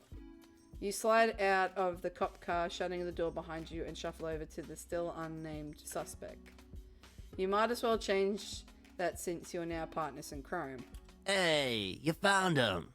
Real dope moment there, pal. Now if you could just... What am I doing? They wiggle their cuffs arms before smiling at you. handle this? We can both get out of here. And take nuggies on me whenever you're free. Tempting, but there's something I'm more interested in. The name of your new partner in crime. They let out a relieved sigh as their easy-going grin makes a comeback. Wow, you had me spooked there.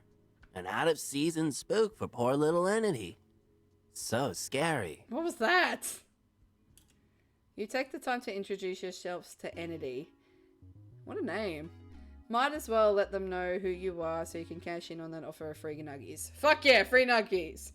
I become a criminal for free nuggies. What the hell am I doing? Worth it.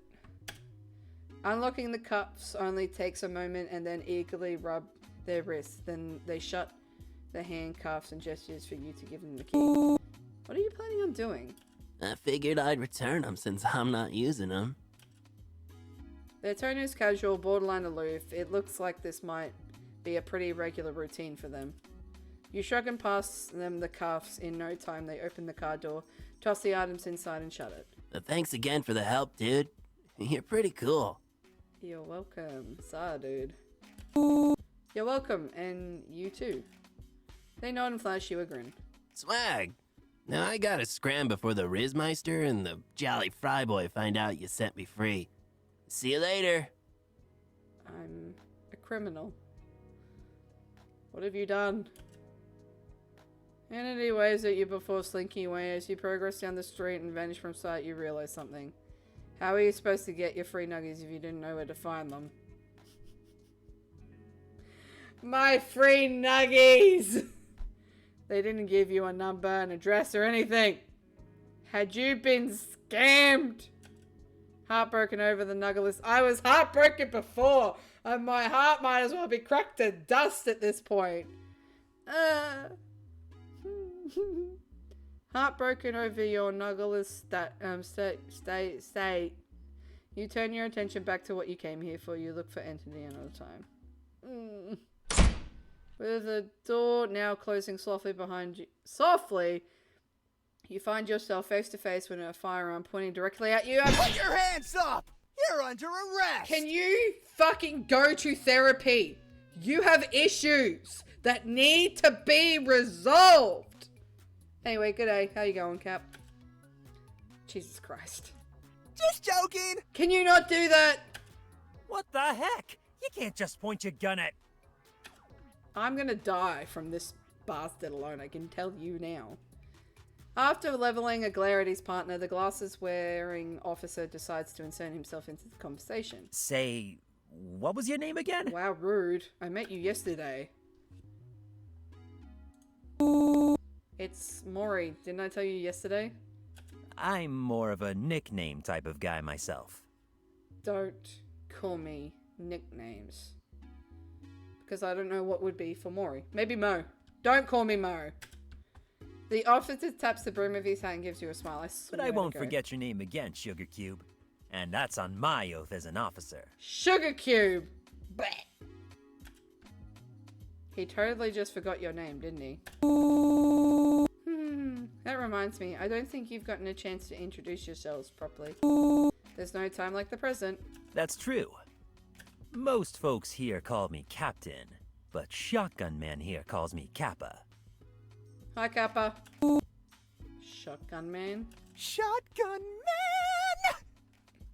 You'll be seeing that name in the papers soon. I've got the highest record for arrests in the whole police department.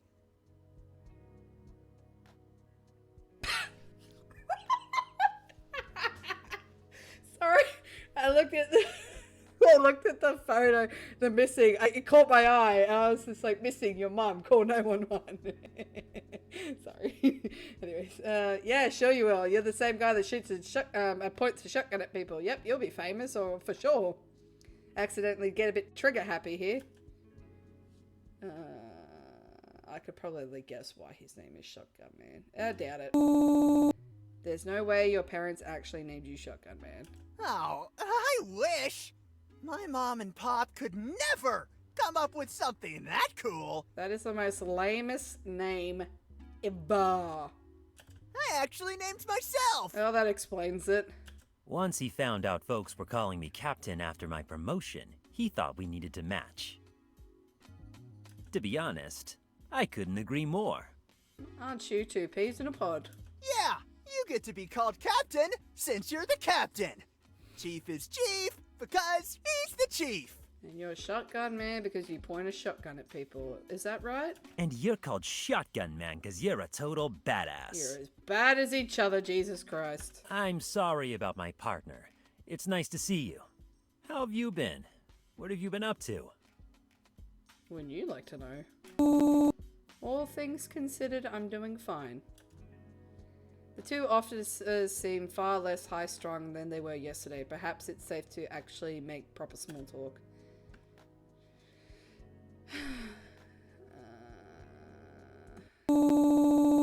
I was having a good day yesterday, but something strange happened at night. The policemen freeze, their posture becoming rigid. You continue to talk. While out and about, I noticed something watching me. I probably just paranoid, but I thought you two should know.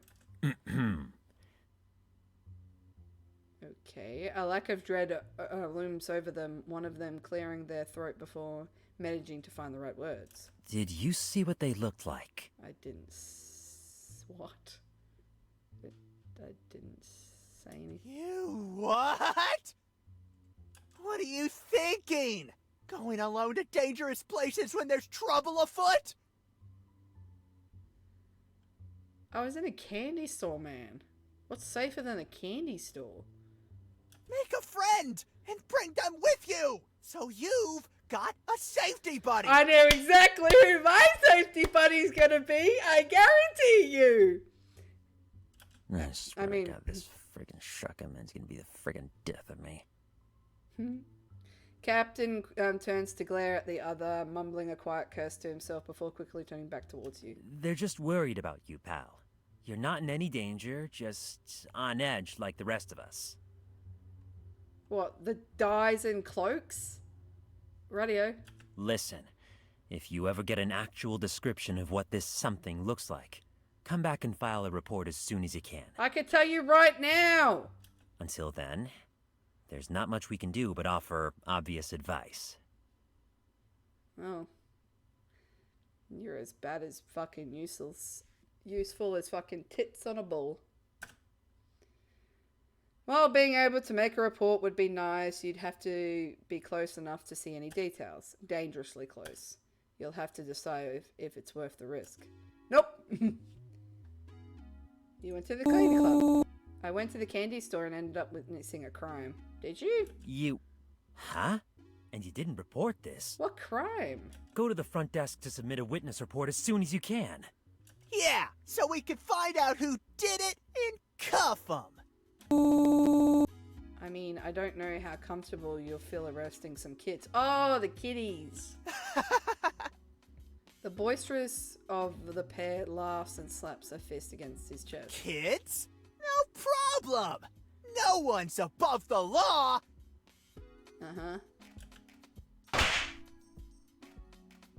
His partner slaps the back of his head and ignores the pain yelped he lets out. Let me guess. A trio of punk teens stealing candy. Yeah, and you fucks should do something about it. Actually, yeah, I take it you're familiar with them. Unfortunately. I assume that means you've caught them before. Then. Caught? Caught? Those rascals are the furthest thing from slick. Of course they got caught. And they're still stealing. Wow. You guys did a fucking fantastic job. But anytime they get booked, their parents swoop in and chastise us. Of course. Fair enough. Since they're so young, we've got no choice but to release them after an hour or two tops. Does that do anything? Scare tactic them for like an hour or two tops. Discipline is important. A little arrest never hurt anybody. Sometime in the slammer would scare them straight. Hey, S, hey, P. But it clearly is not working.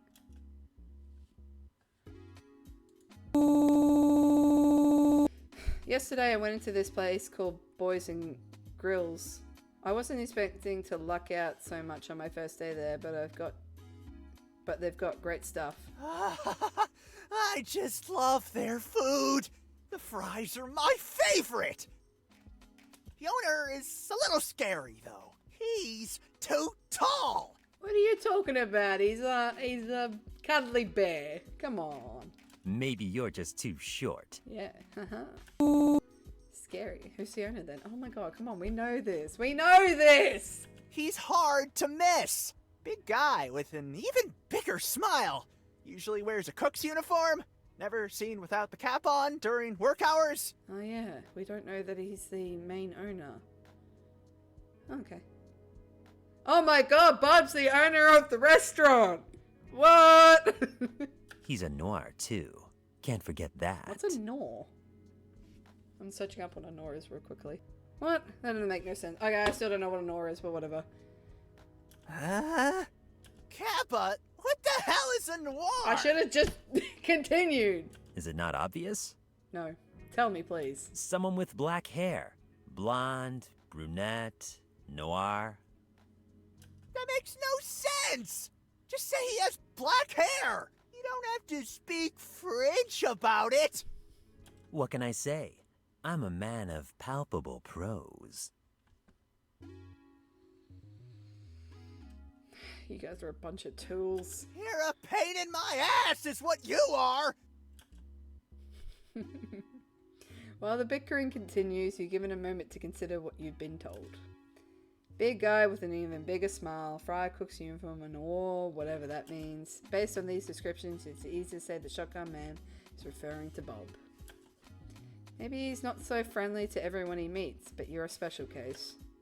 Or maybe you're just making last leaps in logic.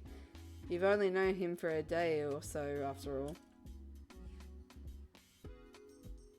all. So I finished unpacking and wandered around, but that's about it. That's understandable. I wouldn't do much if I didn't have friends either. That's really mean. They don't mean that. Although I do hope you have someone to spend time with. Well, I started making a couple of friends, so we'll see how we go. If not, well, I'm a lonely loser. I get it. Hey! He winks, gesturing to the rest of the police station behind him. No, thank you. This conversation is enough for me. you know where I'll be. Ugh. A hard pass, no, thank you. Do not return that fire. Decline. Sorry. You quickly shake your head, making clear that you're not interested. Thank you. No thanks. Exploring on my own has worked so far, so fine. Really? I mean, if you insist. Sorry, dude. Let 'em be, Kappa. If they want to wander around and get caught by some evil kidnapper, so be it. I know who to call if I need a hand. Not you! I can defend myself just fine, you know. We'll see about that when the time comes. What do you mean by that? Don't say I didn't warn you when you're phoning the feds because you need a hero. And I'm sure you boys will come in swooping. Don't be rude. Being new doesn't mean they're totally helpless. If you change your mind, don't hesitate to let us know. Like I said, we usually hang out here when we're not on patrol. Let's just hope the next time you see us, we won't be putting you behind bars. Talking about putting people behind bars. That guy in the cop car, he's gone. Don't know what happened, eh? And don't worry about Shotgun Man. He's all bark, no bite. What a shame. I'm all blam and no bite, baby. Put the fucking gun away! The policeman paused for a moment as Captain looked suspiciously at his partner. Hey, by the way, Shotgun Man seems sheepish as he shifts uneasily in place. sorry about yesterday. I know Kappa already apologized, but maybe you're not as much of a criminal as I thought you were. I've still got my eye on you, though, so no funny business. Got it? You know, you're a really cutie patootie when you go past all the, you know, shotgun in the face. Kaplan looks amused by his partner's attempts at an apology. It's been nice having a proper visitor around the station. Feel free to drop by anytime. If you need help, or if you spot any criminals out there, I would like to you help leave. us out, and we'll return the favor. Capiche?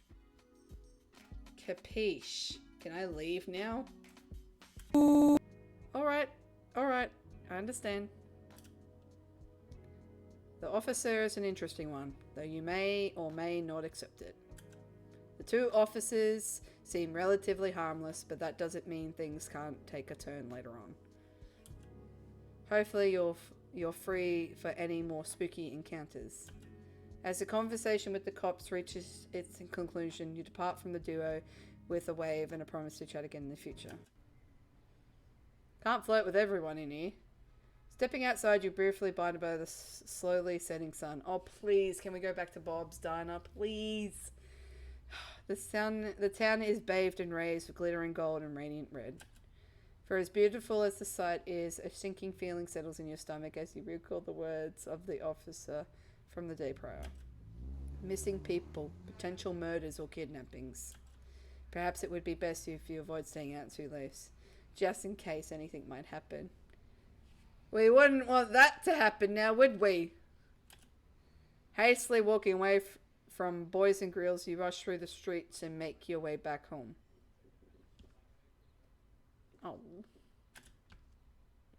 Your eyes flicker from side to side, watching as an encroaching shadow steadily draws closer. Ack! By the time you finally remember to look in front of you, it's already far too late to stop yourself from bumping into the person that suddenly appears before you. Yes! Wham! Dazed, you fall to the ground and scrape your hands against the pavement. Ouchie. Old wounds are reopened and stinging pain shoots up your arm before the sound of a familiar voice soothes it away. Nice running into you again. But you didn't need to make it so literal. Oh, thank a God out there, because the heavens have produced me a man.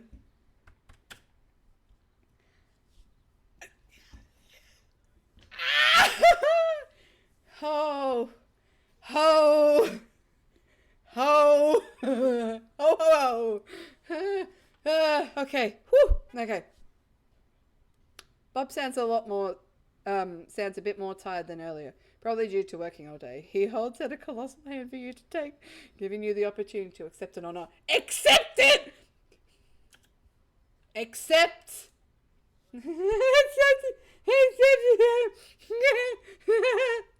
Okay, you accept it, feeling the rough palm beneath your fingertips before carefully being pulled upwards. Ooh. The warmth of his hand seeps into you as he sets you back on your feet. Did he like pull me up? I'm like really little, so I would be like at Bob's belly, honestly, I think. So who knows? Sorry about that. I hope your landing wasn't too rough. I'm bleeding everywhere, but whatever. It's okay now that you're here. That looked like quite the fall there. You look so nice. By the way, just saying. Anything else need patching up? My heart that you cracked because you left me before, but anything. Oh, I'm not going to go there. I don't think so. Oh, come on. Take this opportunity. It's right there. He's offering. While your palms still sting, they aren't actively bleeding. And the bandage you got from Bob earlier is still holding on. Why do you still have some on you? What?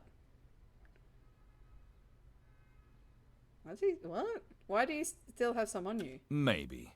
But if I keep bumping into you like this, I'll need to invest in some more.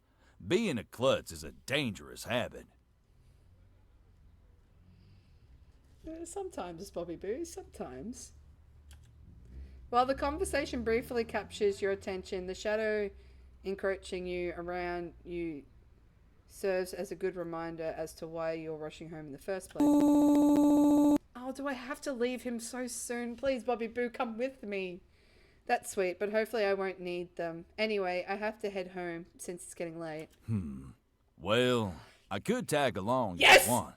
I'll probably be staying out for a bit anyways. Yes. Please. Thank you. Staying out at this area? With people going missing? He's strangely at ease about being out late. Although it makes sense. Bob is a local and knows how to get around. Meanwhile, this is only your second day in a town and you barely know the main streets. Yes. Yes. It would be nice to have some company and you get to talk to him some more. You could always ask him questions about the town. Yes, yes. Friend, right? Love me? The butcher draws closer to your side, his shadow briefly overlapping yours, thanks to the setting of the sun. His pace slows to match yours as he lumbers alongside you. Initially, you're both quiet as you walk together, but you decide to strike up a conversation just in case things got awkward. So, Bubby boy, you single? Oh no, things are already awkward. Easy. Easy. Unfortunately, the sound of Bob's laughter breaks up the silence. His amusement is infectious. Oh, of course it is. He's infectious. I'm surprised to see you again so soon. I'm so happy to see you again so soon. Surprised in a good way or a bad way? A good way, of course. I enjoyed our chat earlier, and I was hoping I'd get to speak to you again. You want to speak to me? Really? You like me too? Please? The same goes for you. But I have more questions to ask about the town and maybe some other stuff, if that's alright. Bob nods. Ask about work. I hope the customers were nice to you after I left. It looked pretty hectic in there. You don't have to worry about it. I've never tolerated folks with nasty attitudes hanging around. And I never will. I guess you gotta be like that when you're an owner. Even with the smile present on his face, there's an air of something else radiating off him. What? Fucking sex appeal? Perhaps it's some sort of passive-aggressive from years in the service industry. That's good to hear.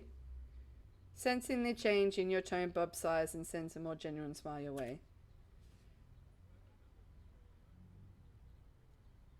Ask if there's any special events going on. Can we go on a date, please? I pray to all the gods out there. I'm curious whether anything special happens around here. You know, like festivals or fairs. Halloween's always the biggest draw around here. All sorts of folks participate, adults and kids. And yours truly, of course. Are you going with anyone? The promise of candy brings most people out, and while I don't blame them, I do think there's something far more important than candy. And what's that, Bobby Boo? Something really worth celebrating. And what's that, Bobby Boo? Bob pauses before leaning closer to you, leaning over you thanks to the height difference between the two of you. Fear. Oh my god, I felt that in my ovaries. Jesus Christ. Yeah, because people love to be scary. I get it. I mean, love to be scared. No, I get it. I got goosebumps you would not believe. Halloween's a time when the lines between the natural and supernatural are blurred. It's great. I love it. Lingering spirits roam the streets, haunting whoever crosses their paths. And all other kinds of ghouls stir up trouble wherever they can. He grows quiet once more and seems to be deep in thought. After a moment, he chuckles and shakes his head. Did you know one of the main reasons why people love celebrating Halloween is because they love to feel fear? I didn't know that. How interesting. Some use it to get all cozy with what scares them. Others embrace the terror they feel. It's a pretty complicated holiday, but that's what I love about it. I guess you're right. I mean, yeah. I mean, the whole point of Halloween is for the scary aspect. No, I get that. That makes sense. It certainly sounds like quite the event with how he had described it, and perhaps that can be something for you to look forward to as well. Well, yeah. Got costumes to do. Duh. There's also some local events every so often. Festivals, little street fairs, and the like. I know we just met and everything, but you wouldn't mind going with me? I think one might be happening soon. Yes! Although, I can't remember the date. Yeah, speaking of date, would you... Yeah. You make a mental note of this. Maybe that's something you should be able to do in the future once you figure out when it's happening, of course. I'll definitely keep that in mind. I'd love to see what this place is like on Halloween. Well, it certainly gets crazy. That's awesome. I don't really want to ask this question. It seems like a loaded question here, but whatever. So, I really enjoyed the food at your diner. And I'm glad you do. Everyone at Boys and Grills does their best to serve top-notch food, alongside top-notch service. Don't say anything stupid, me. He's beaming, chest puffed with pride as he talks about the diner. Though you haven't known him for long, it's obvious he's proud of Boys and Grill's reputation. Of course. He's the owner. Of course he would be. Which makes the exact nature of your question all the more heartbreaking. Oh, what are you doing? Why would you ask that?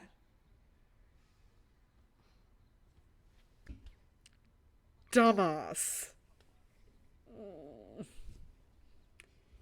I'm so sorry I had to ask this question. And I was kind of curious if you knew about anywhere else to eat. Are you serious? Just eat at his restaurant. Immediately he wilts. That's the spark of joy promptly extinguished by the brutally question.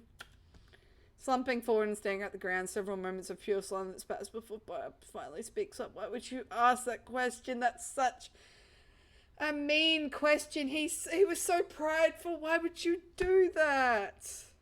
But my food's the best. You don't need to know about anywhere else. Oh, he's so sweet. I feel bad. Oh, he's sulking. Oh, why would you? That's...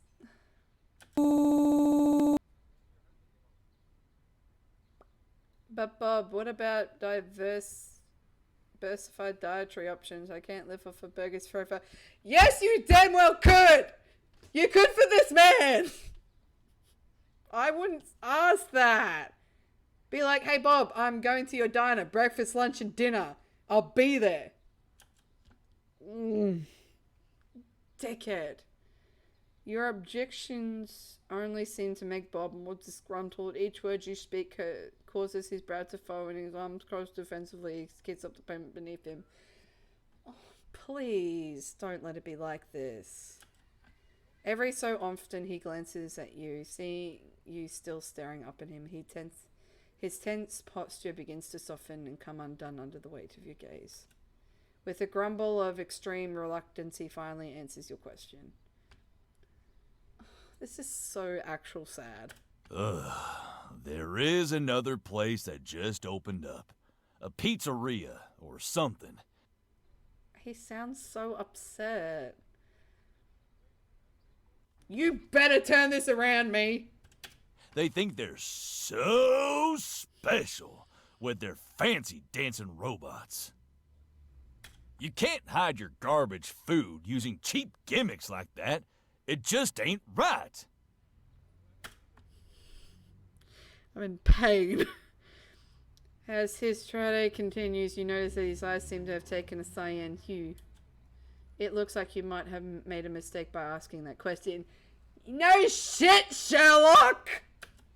Waiting to hopefully brighten up his mood, you decide to change the topic to something more lighthearted. Please turn this around nicely. So I've noticed you hum a lot, and it's always a Pacific tune. Is there a story behind that? The distress in his eyes seems to vanish as he thinks about your question. Although his smile is still absent, he looks less upset than he previously was. It's a favorite song of mine, a catchy tune, although most folks at Boys and Grills don't like when I sing it too much. Oh, what is it? Can you sing it for me? The conversation comes to a halt at this point, both you and Bob falling silent. No! I want to hear the catchy tune. Can you please sing it, please? Ow! Can you please sing it, please, please, please? By the way, I'm sorry about... Don't worry about it. Oh...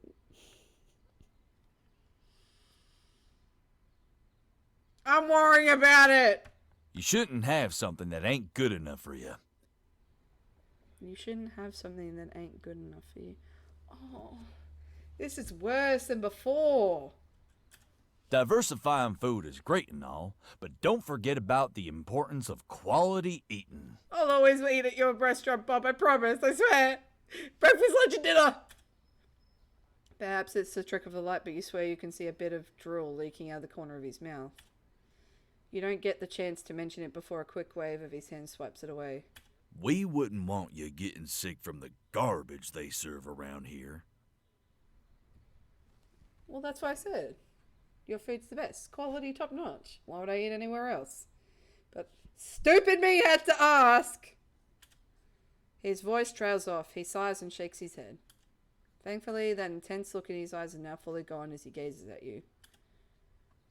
Oh, please make this better before we go. Don't make this worse.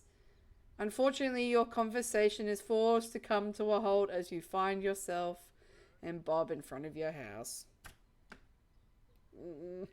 Looking over at your temporary companion, you smile at him. Thanks for walking me back to my place. I really appreciate it. It's no problem. Wouldn't want you getting lost or anything. I don't want to lose my newest customer after all. His words are punctuated by a wink. Can I be your favorite customer? Or a potential friend. Yes! Yes! Yes! Yes! Sweet dreams, darling. Have a good night.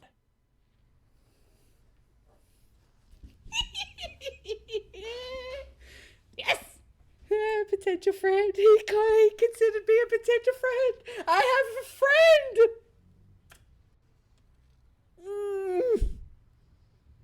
You wave as he walks away, street lights flickering as Bob passes by them. Faintly, you can hear him humming that same strangely familiar tune you previously spoken about. Worn out by your long day spent out in the town, you slowly open your front door and step inside. The darkness from outside follows you as you enter your home. You leave the front door open and allow the rays of moonlight to illuminate the room. Strange, it seems as though you have forgotten to leave the light or two on before heading out earlier. You close the door, the sound of it shutting echoing around. Keeping your hand on the wall, you make your way over to where you recall the light switch being. Flip it. No lights. Flip it again. Despite your failed attempts, you flick the switch a couple more times and get nothing in response. Did the power go out earlier? Is that why the lights aren't working? But the street lights outside were on, so why in the world is there no electricity?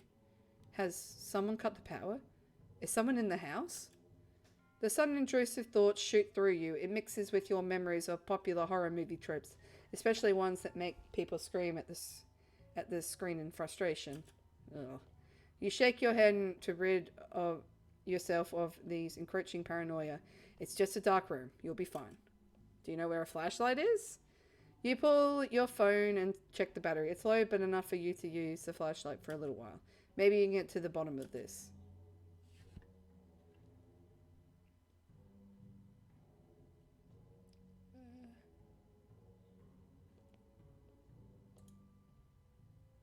You run your hand up the side of the lamp, fumbling around the switch. For a second you think you see the light flicker, but it doesn't turn on. You click it again. Nothing. It seems as though the power really is out. God damn it. The silhouette of the lamp beckons you with the promise of extra light source. You make your way over there, carefully holding a hand out in front so you don't bump into anything in the dark. Soon enough, your hand makes contact with the cool, clammy base of your lamp. Your fingers skim along the surface as you try to find the switch to turn it on. Actually, does your lamp have a switch? Using your phone, you scout for any signs of the switch, a cord to pull. Even with the extra visibility, you can't find anything to turn the lamp on. No new source of light for you. Oh, shit. What do I do? What's this? Something closer to when you bump into the drawings and nearly knock down your plant. With one quick drag, you shave it from hitting the ground, letting out a small sigh of relief as you set it back down. Power Epsilons don't initiate what you think made the power go out, do they? Well, it doesn't hurt to check. You lean down and stare at it, squinting through the darkness.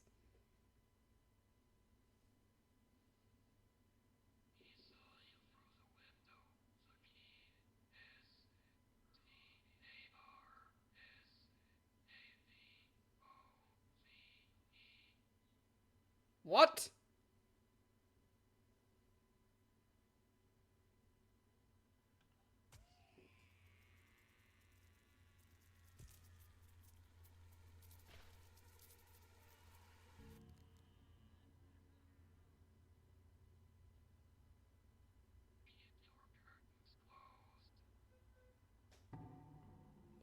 remember standing back up. Okay.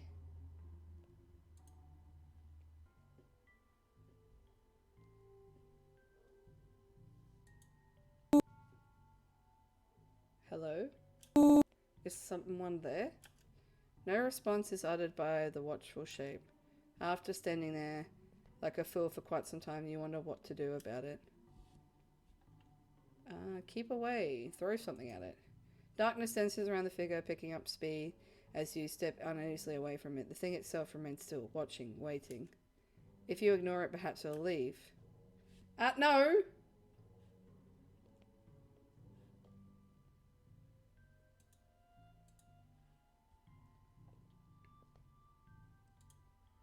Your makeshift flashlight skims over the books while reading in the darkness can be pretty fun, but not the best time. You quickly check the drawers to see if there's anything that might help you better navigate the darkness. Unfortunately, all you find is a collection of knickknacks that won't aid you in this situation. A lack of proper sleep from the night before could be making this harder than it needs to be. Sleeping off would be the best. When you wake up, hopefully the sun will be in your room. Taking your own advice, you turn to your bed and lay down. Is that really a good idea? Getting any rest feels impossible despite your tired state. Anxiety continues to eat away at you. Even being trouble feels exhausting and your eyelids begin to grow heavy as your unconsciousness fades to black. I probably should have checked what the fuck that thing was. When you come to, you're met with a familiar plague of darkness swallowing your room. Trying to remember your dream, if you had one, proves to be an impossible task. You pull out your phone and check the time. Only an hour or so has passed since you laid down. So much for a good rest. The roof of your mouth is dry and your body is uncomfortably hot. It's irritable feeling, to say the least.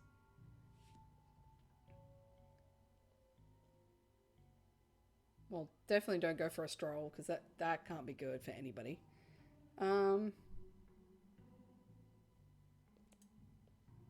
There's no doubt about it, something is off. The odd power outage, combined with the things you've been seeing, adds up to the whole lot of unanswered questions. Maybe it's time to head outside. Don't head outside! A sensation of uneasiness lingers as your fingers shake with pent-up energy. Bright stars decorate the sky above like drops of glowing paint, and you're hit with the cold night air as soon as you open the door. Don't go outside! The silence you're met with is calming, with only your thoughts to keep you company. You attempt to clear your head. Your attempts are so intense that you nearly miss a glimpse of something moving out the corner of your eye. The silhouette of a person just hiding just out of sight. Curiosity gets the better of you, foresight forgotten with the breeze hitting your cheeks. The red sweater they're wearing is strangely vibrant in the darkness, and you're hit with a sudden urge to touch it. Fuck. I'm fucked. Beyond the beckoned by the fabric, take one final step closer and approach the building's corner. Oh! Hello! Who the fuck are you? You hesitate for just a moment. Perhaps this isn't the best idea. I'm fucking screwed.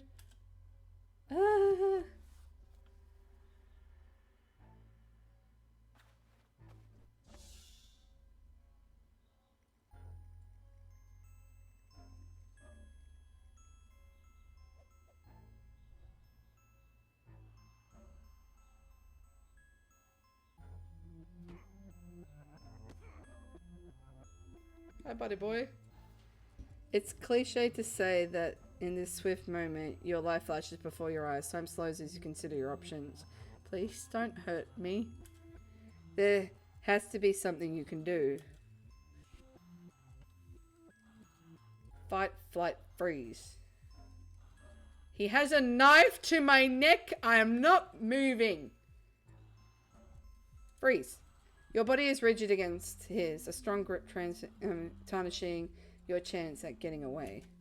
Seconds draws on for what feels like minutes, while you stand in place like a deer in headlights, silently pleading to be let go. In a mere moment, the Red Devil has reduced you to easy prey.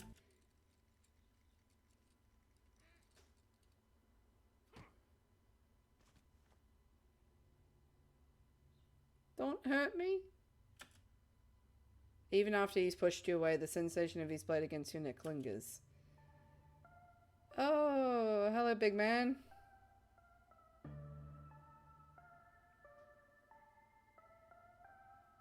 A breathy chuckle fills the air, the devil looming over you with a mouth-watering grin as he steps back into the cover of night.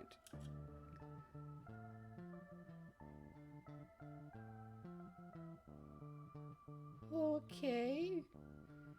When you're sure he's gone, you scramble back to the relatively safety of your home. I'm glad that that was a thing. You can't make the habit of freezing. There's no telling if you'll ever get this lucky again. Oh, don't worry, I will be running. Thank you for playing. See you in chapter 1.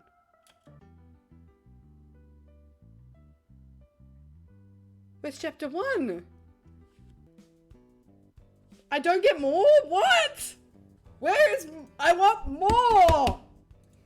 What? No, I want more!